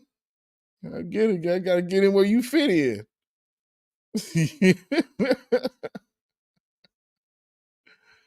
Oh man. Uh-oh. Let's see.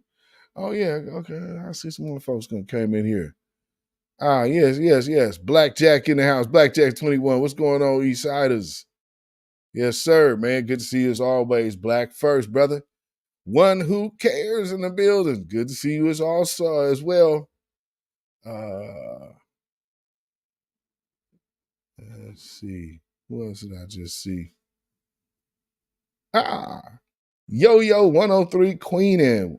Welcome. Yeah, you're late, but it's all good. You know, you always join into the replay gang. EJ in the building. Hasn't that been happening to our black voices? Facts. Reza Islam. You know, shoot, they had that brother on a whole disinformation list. Disinformation. Him and the other, the lady, the doctor lady. Absolutely insane. Matter of fact, our sister Linus Crown, Jay just hosted an event with them too, with Reason, the lady that was on the misinformation dozen thing. Phantom Beat, what's going on, man? I appreciate you being here. Black first.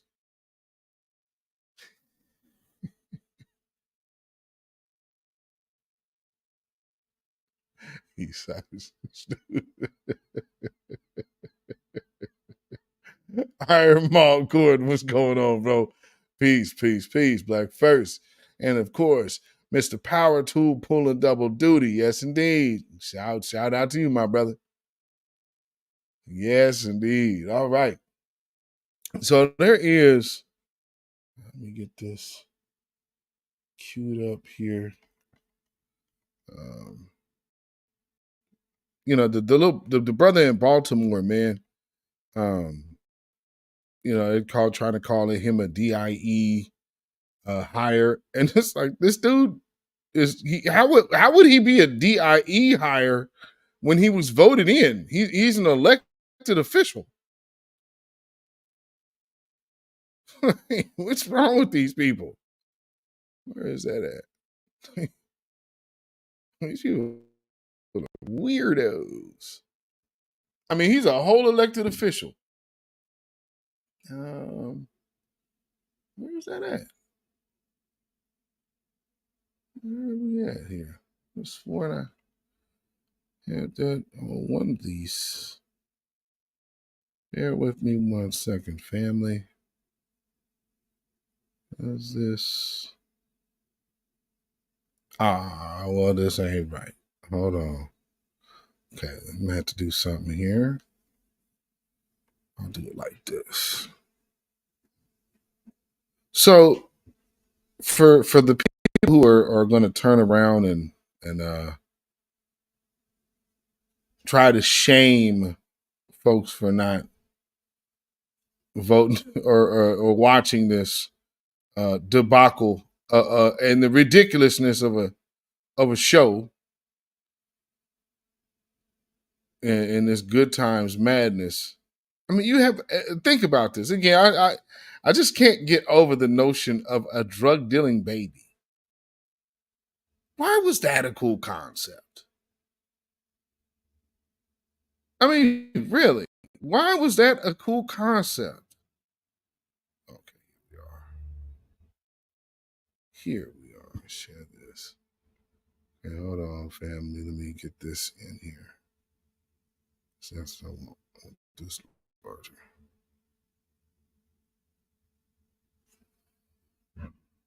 Brandon Scott. That's this name. So he was on with Joy Reid. You know, Joy Reid actually got a chance to kind of do something redeeming.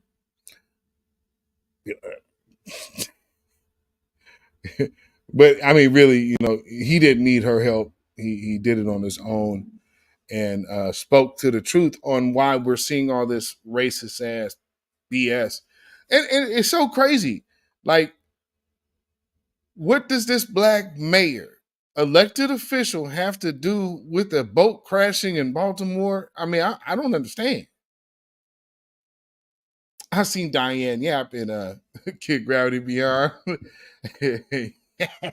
He showed enough God at her. Like, where she got, you know, them Diane Yap teeth is a beast. Man. But let me go ahead and play this real quick. I know, and we all know, and you know very well, that black men and young black men in particular have been the boogeyman for those who are racist and think that only straight, wealthy white men should have a say in anything. We've been the boogeyman from them since the first day they brought us to this country. And what they mean by DEI, in my opinion, is duly elected incumbent. We know what they want to say, but they don't have the courage to say the N-word. And the fact that I don't believe in their untruthful and wrong ideology, and I am very proud of my heritage and who I am and where I come from, scares them, because me being at my position means that their way of thinking, their way of life of being comfortable and suffering, and while everyone else suffers, is going to be at risk. And they should be afraid, because that's my purpose in life. I know, and we all know, and you know very well, that black men and young black men in particular have been the boogeyman for those who are racist and think that only straight, wealthy. He's right. And you know, they always come up with these different words and titles for black folks. You know, you're a thug, you're this, you're that, especially black men. And again, because black men represent strength, which is so weird that you'll have these people coming out. I think black men like Donald Trump because he's a signal sign of strength. What? No, he is not. It sounds ludicrous. But here's just the one thing that I want to touch on about that DIE war thing. It is nothing but an anti-black war propaganda term. And should be pretty much looked at as that. That's all it is. But lastly, family, I want, because I'm a book in this broadcast with this particular video we're going to go look at, because what I want to also talk about when it comes down to this industry People sign up for this industry, and I want to be clear, just like with the whole Diddy situation and everybody else out there who signs up to do things that in behind closed doors, good and well is designed to be a detriment to your community. It just looks like you're doing a small thing. But the people that are paying you to do this don't see it as no small thing. So that's the way you should look at it. So again, I just want y'all to understand, when you have these players in the game, some of these people get rewarded. And then when black folks speak up for black folks, then some people get punished. And so we already saw what happened to Monique. Monique got punished, didn't she? She got good and punished. Why? Because she spoke the truth for herself. People can feel one way or the other about it, but her credentials are her credentials. But let's just see how the view, especially you'll notice because this is just the audio. You'll notice the voices and how they push back and try to gaslight. So let's check it out.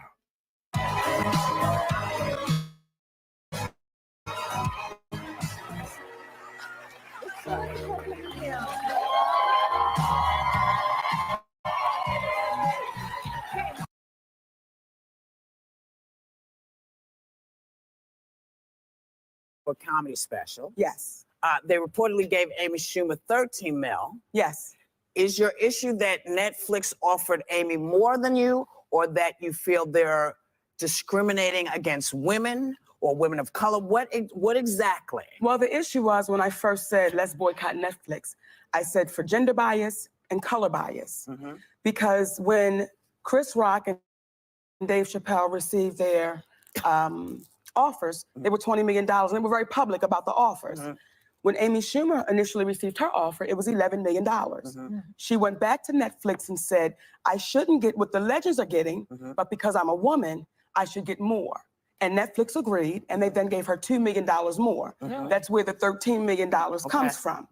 So in the discussion with Netflix, Robbie Prohl, who was vice president of comedy, when he was speaking with my husband, Sydney, and our attorney, Ricky Anderson, they were saying, speaking in reference to the deal, and they wanted to know, how did you come up with that number? Mm-hmm. How is it that Monique gets paid $126 less than Amy Schumer would get paid? And Robbie Prohl said, well, we go by what we anticipate you'll do. Right. So then Sydney said, well, based off of Monique's resume, you see that what she's done. I know, but we don't go off of resumes. Mm-hmm. He said, well, then may I ask how you came up with Amy Schumer's number? He said, well, she sold out Madison Square Garden twice, and she had a hit movie in 2017. Sydney then said, is that not Amy Schumer's resume? And then this was the response. Radio silence. It got dead silent. And then he said, we appreciate what you're trying to say. And then they said, well, because Sydney and Attorney Anderson said, well, what is your best offer? Robbie Prohl said, we'll go back and we'll meet with the team. And then we'll come back to you guys. But Monique, when she sold out two full houses at Madison Square Garden, that means the girl can pull. It's all about asses in the seats. I totally agree with you. You know what I mean? So that's not her resume. That's what she drew. Yeah.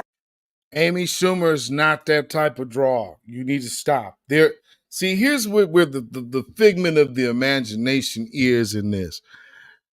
I see this happen in my own city when these people come here and open businesses. All of a sudden, everybody in the city knows about this business that just opened with no promotion. Because, see, they have a system of privilege.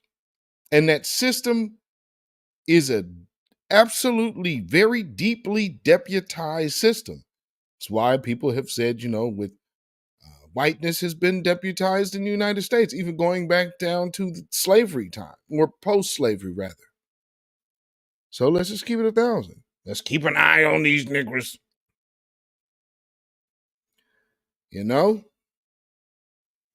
Let's hear some more.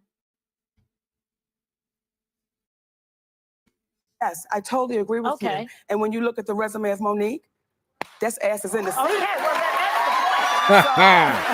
So it's not about the resume. It's about how many people you draw. The point is, but it is also about. Joy didn't know that. See how I'm shout out to Monique and how she just classily walked that down. That was very classy of you, Monique, and she walked that down with class. Out the resume, because what happens is our finish line keeps changing. And when I say that, Whoopi, as a Black woman in Hollywood, see, if initially you're told, build up your resume, and that's what'll get the money. Then you build up your resume, and then they'll say, well, you know what? We see the resume, but we'll get them the next time. All right. And you never meet your next time. Right. So when it comes to Netflix, and with Amy Schumer and Dave Chappelle and Chris Rock, and let's say this, what they got, they were supposed to. I don't have an issue with my sister Amy, nor my brother Dave and Chris. But when the vice president of Netflix attorney, by the way, Monique is a legend too. Well, if I'm a legend, why wouldn't I get what the legends are getting? Do you think they underestimated the power of the black dollar? Well, because you say you can fill those seats. I know they Did they underestimate the power of the black dollar?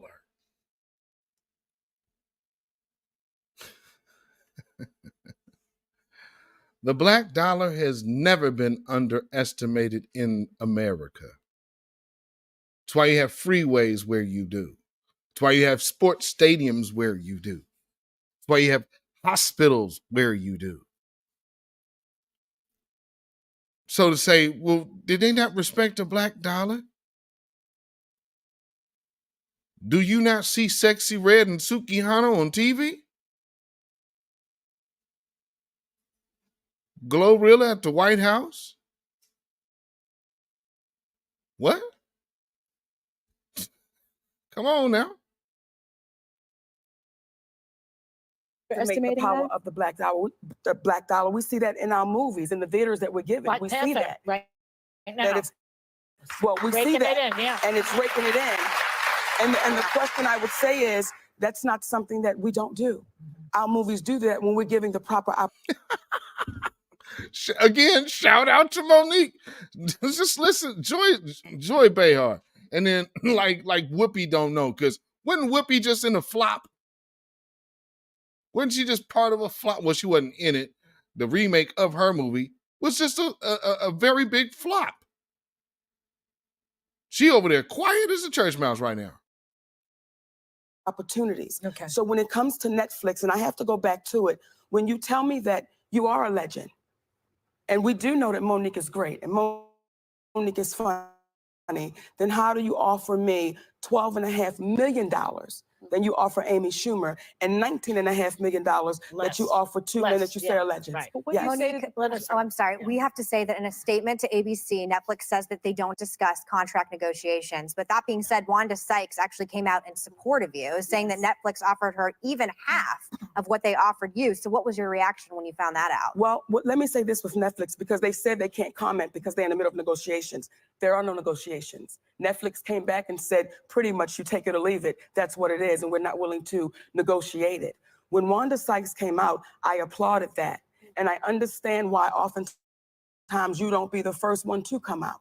Yeah. Because it can be a scary place. But then when you know that Wanda Sykes is with the same agent as Dave Chappelle, as Chris Rock, as Amy Schumer, why was Wanda Sykes the only one offered $250,000? That is suspicious. That is very suspicious. But let me say something before. We don't have a lot of time. Because that is suspicious. That's suspicious? That's where you went with it? It's suspicious? I mean, she's only getting offered half of her compadres, but I mean, that's a little suspicious, just slightly. I mean, come on, it's not so suspicious. I mean, it's a little funny style, but we can't really say it's racist. I mean, come on, Monique. This is a more unpleasant question, but I want you to respond to it, because there are people who think that it's because you have this is what you have a difficult reputation, that you're a bit of a troublemaker. That all started 8 years ago. Yes. So what do you say to that? I say thank you for. Wow.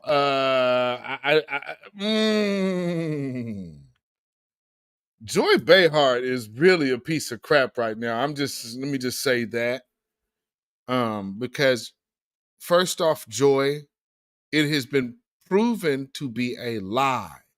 So to say that she has a reputation for being difficult to work with, when they have now had to come out and say, no, they actually lied on her when they said it, and then you turn around and say, well, you got a reputation for being hard to work with.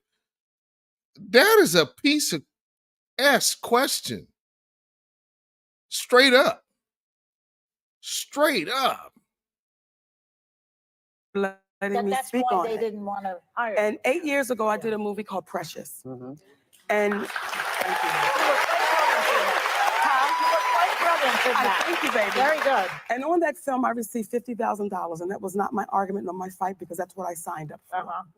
Once I did all of my obligations, my deal was with a man named Lee Daniels. I did all of my contractual obligations, and I was done. Then when I start getting calls from Lee Daniels, Tyler Perry, Oprah Winfrey, and Lionsgate, and they wanted me to come work for free. They wanted do what? to go over to Cannes and promote this film internationally. And I said to them, I said, guys, my deal is with Lee Daniels, and I've done my job. And they all agreed. And this is what happens, in my humble opinion, when you don't go up to the hotel room. See, when I think about those women that Wait, said— I'm going to stop you. Okay. I'm going to stop you. Okay. Because contractually, Yes. when you make a movie, regardless of who you signed the deal with, yes, your job is to go and promote said movie. Yes. No, but so when they— This story has been clarified many of times. Monique did, and see, here's the Whoopi. I can't Whoopi.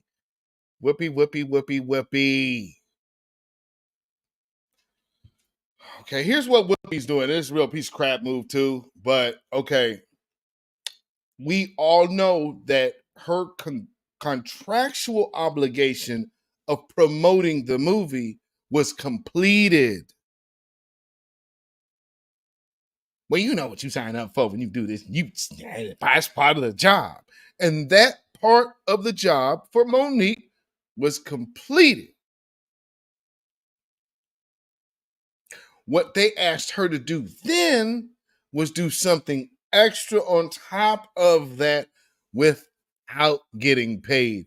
No longer a job, but volunteering for a multi-million-dollar company. You're talking about Lee Daniels, Tyler Perry, and Oprah Winfrey. Have you seen the size of Tyler Perry's house? Y'all gonna sit up here and mouth this woman to death? This is what I'm talking about, this industry. It is not to be glorified. None of these people are to be idolized. That's why people, and I mean, truth be told, echoes for everybody. Everybody's human. And too many of y'all are looking for Jesus in the flesh, which is crazy. But I understand everybody want a savior because it's easier to look outward than in. And when people start bringing what's in out and standing for themselves, you'll get Buck Dancing Sambos like, oh, Whoopi over here ready to chime on in and say, well, wait, now, hold on now. You supposed to go do that work that they want you to go do now. She damn near sound like Steve Harvey. And see, what you got to do, it's all about the money. Well, we know what Steve will do for money. Anything. They wanted you to come, and we've had this Yes, we did. conversation. And I said, if you had called me, I could have schooled you on what was expected. And when we did have that conversation, and what I said, I could have told you what was expected. She needs you to inform her of what's in her contract? Why? It don't really make any sense. I'm just saying. But you wanted her to do it anyway. All right. Okay. Got it. to you, my sweet sister, I said, Whoopi, at what point do we stop saying the next time? Because what was expected. Wait. What I want you said You wanted to get contractual. paid for the publicity. Please let me answer. Yes, Yeah. ma'am. Because if I had done something wrong contractually, they would have sued me. The reason why no one could do anything to me contractually, because they found out I did nothing wrong contractually. So when they asked me to come overseas to promote the film, when I said, guys, I'm spending time with my family, I'm gonna pass. Now, when I make the statement, this is what happens when you don't go to the room. What Tyler Perry showed me, Lee Daniels, Oprah Winfrey, and Lionsgate, when you don't do what we ask you to do, we'll take your livelihood. So for 8 years, my family has suffered and my career has suffered because what I would not allow those entities to do was bully me. And because I didn't allow the bullying to happen, this is now what I sit in. Okay, we have to go. Yeah.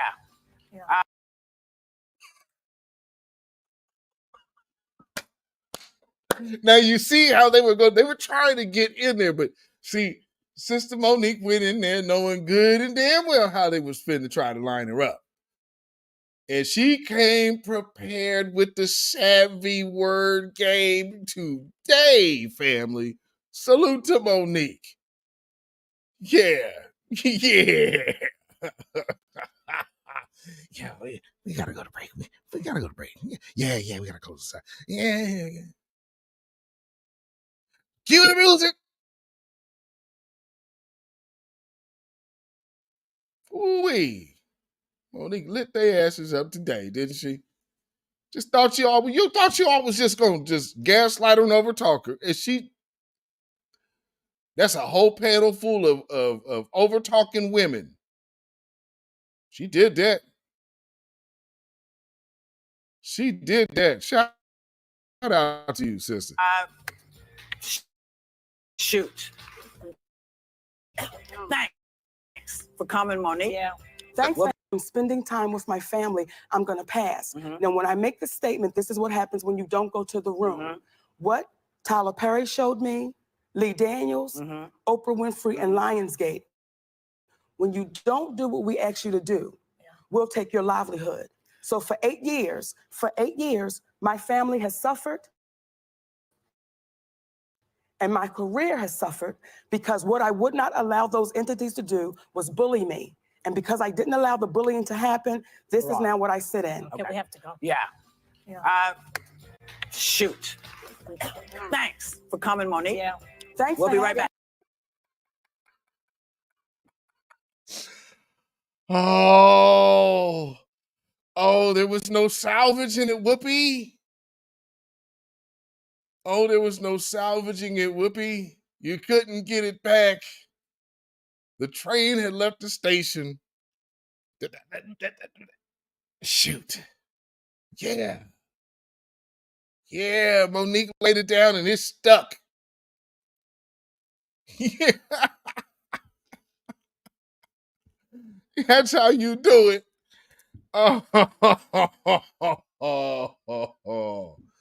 Oh yeah, family. If you need to understand, especially when y'all want to go out there and do all of this talking, understand, you dealing with sharks out here. When you go on a panel like that, you are dealing with people who you don't ever think you going on something like this and they friendly.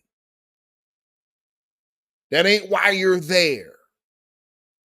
You are there to be embarrassed, gaslit, show some type of sign that you're not everything we thought you were. See, that's why we don't need to give these ends no money. Y'all think I'm lying? Let me play this last video for you and just ponder on what I just said.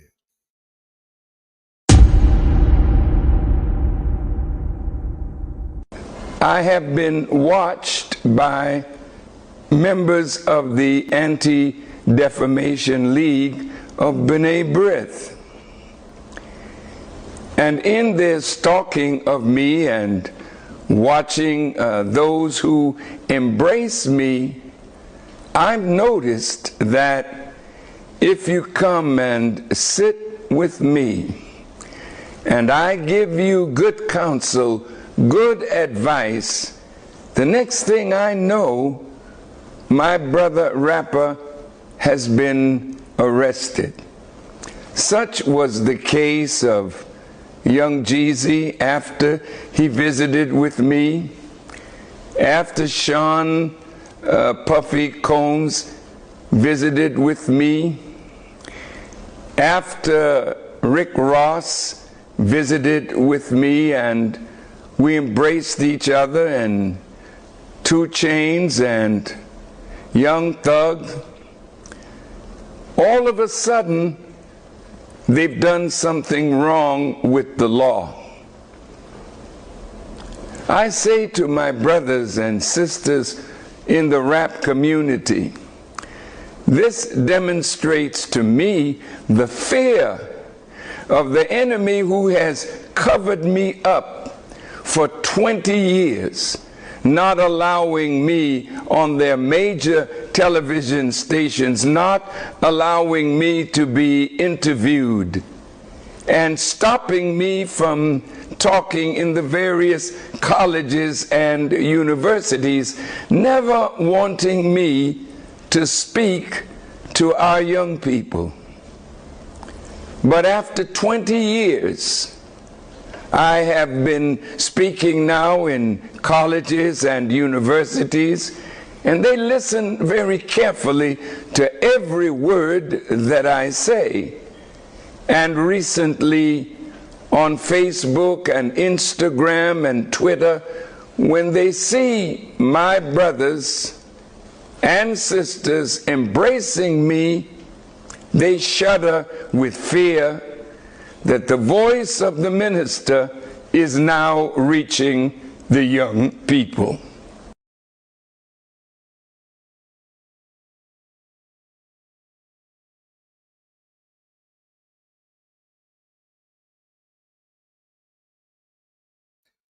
Babylon is fallen. Babylon is fallen.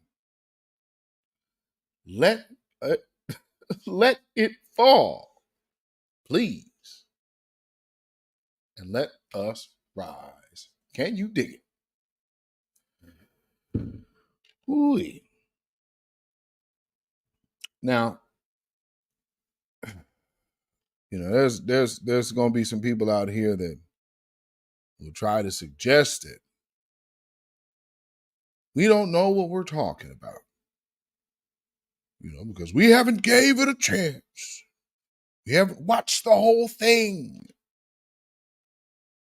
I'm sorry. There's nothing about this that strikes my interest. Once more, why did they even illustrate Seth MacFarlane?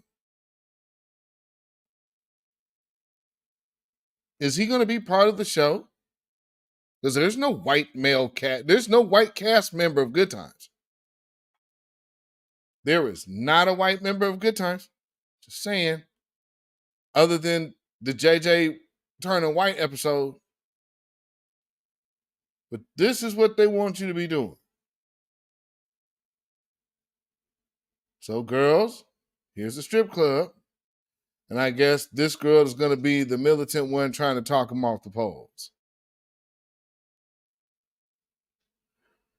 It's a war of culture. And sometimes anti-blackness and white supremacy comes by way of proxy and shields and buffers. But don't ever get it twisted. As much melanin as you can see on the screen, these people are still just as anti-black.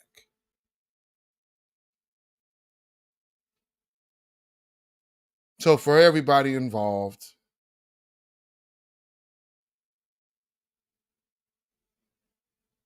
in this good times debacle, and for everybody who wants to come out and defend it, well, I speak for myself, Beatzilla PDX Official. The Beatzilla PDX Official Show. Those of you in the chat and watching right now, the Grassroots, Voices of New Black Media, I think I am safe to say that I speak for all of you when we, first off, say hashtag boycott Netflix, hashtag good times is racist. Shame that that even has to be. But for all of you people who are down with that, we proudly dedicate this song to you. Get up off of that cocaine and get up off of that crack. Get yourself together and get your mind back. And for all of you tethers who might be watching, especially you hate watchers on Twitter, hashtag hands off our reparations. You have no rights here. We're not under the empire.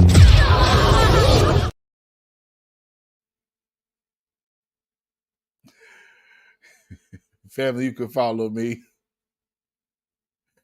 at Facebook, Instagram, and Twitter at beatzillapdx. You can email me at ourrealtruth@gmail.com. And if you feel so inclined to put some money in the bucket, support this channel by way of donation, you can definitely do so at CashApp $beatzillapdx, CashApp $beatzillapdx. Also, we got PayPal, which is Zilla Muzak. That is ZILLAMUZAK at PayPal. And with that being said, also Iron Malt. Thank you as well for the Cash App donation. I appreciate it, brother. Peace, power, blessings, and protection be up on you and yours. And ladies and gentlemen, we have came to that time of the week. For those of you who are new, I would just like to say thank you for tuning in this evening.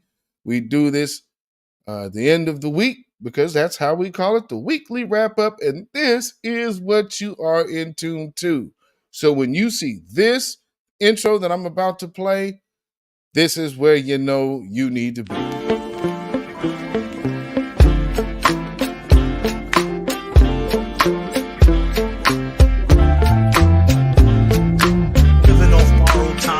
Tick faster. That'll be the hour they knock the slick blaster. Tick dastardly, a monthly with sick laughter. A gunfight and they come to cut the mix master. And living the true gods. Giving y'all nothing but the lick like two broads. Got more lyrics than the church got ooh lords. And they hold the mic at your attention like two swords. Or you the one with two blades on it. Hey you, don't touch the mic like it's AIDS on it. All right, family. It is that time. It is that time to begin the weekend. And hopefully you guys are having, celebrating however you're celebrating. Good Friday for those who celebrate. This is Easter weekend. So however you do it, if you don't, do it safely and do it black. Keep your 3 smooth stones at the ready. You know, and keep that slingshot nearby. Family, stay black. Stay vigilant. Stay alive. Black first. Black first. Black first. Shalom, y'all. Have a blessed weekend. Peace. When you know who Satan is, yes, sir, you don't have to kill him. No. The stone of truth. See, that's what you throw. Yes, right. Allah says, had we wished to take a pastime from before, surely we would have done it. Nay, we cast truth at falsehood till we knock out its brains. Every one of you that knows the truth, stand up and tell it from the mountaintop. Black people can't take it no more. So wherever you are on the job, in the factory, I don't care where you are. If you know the truth, stand up on the truth and tell Satan, who the hell are you to try and pick my friends? Farrakhan is God's man, and you are from the enemy of God. So to hell with you. Stand up on it like a man.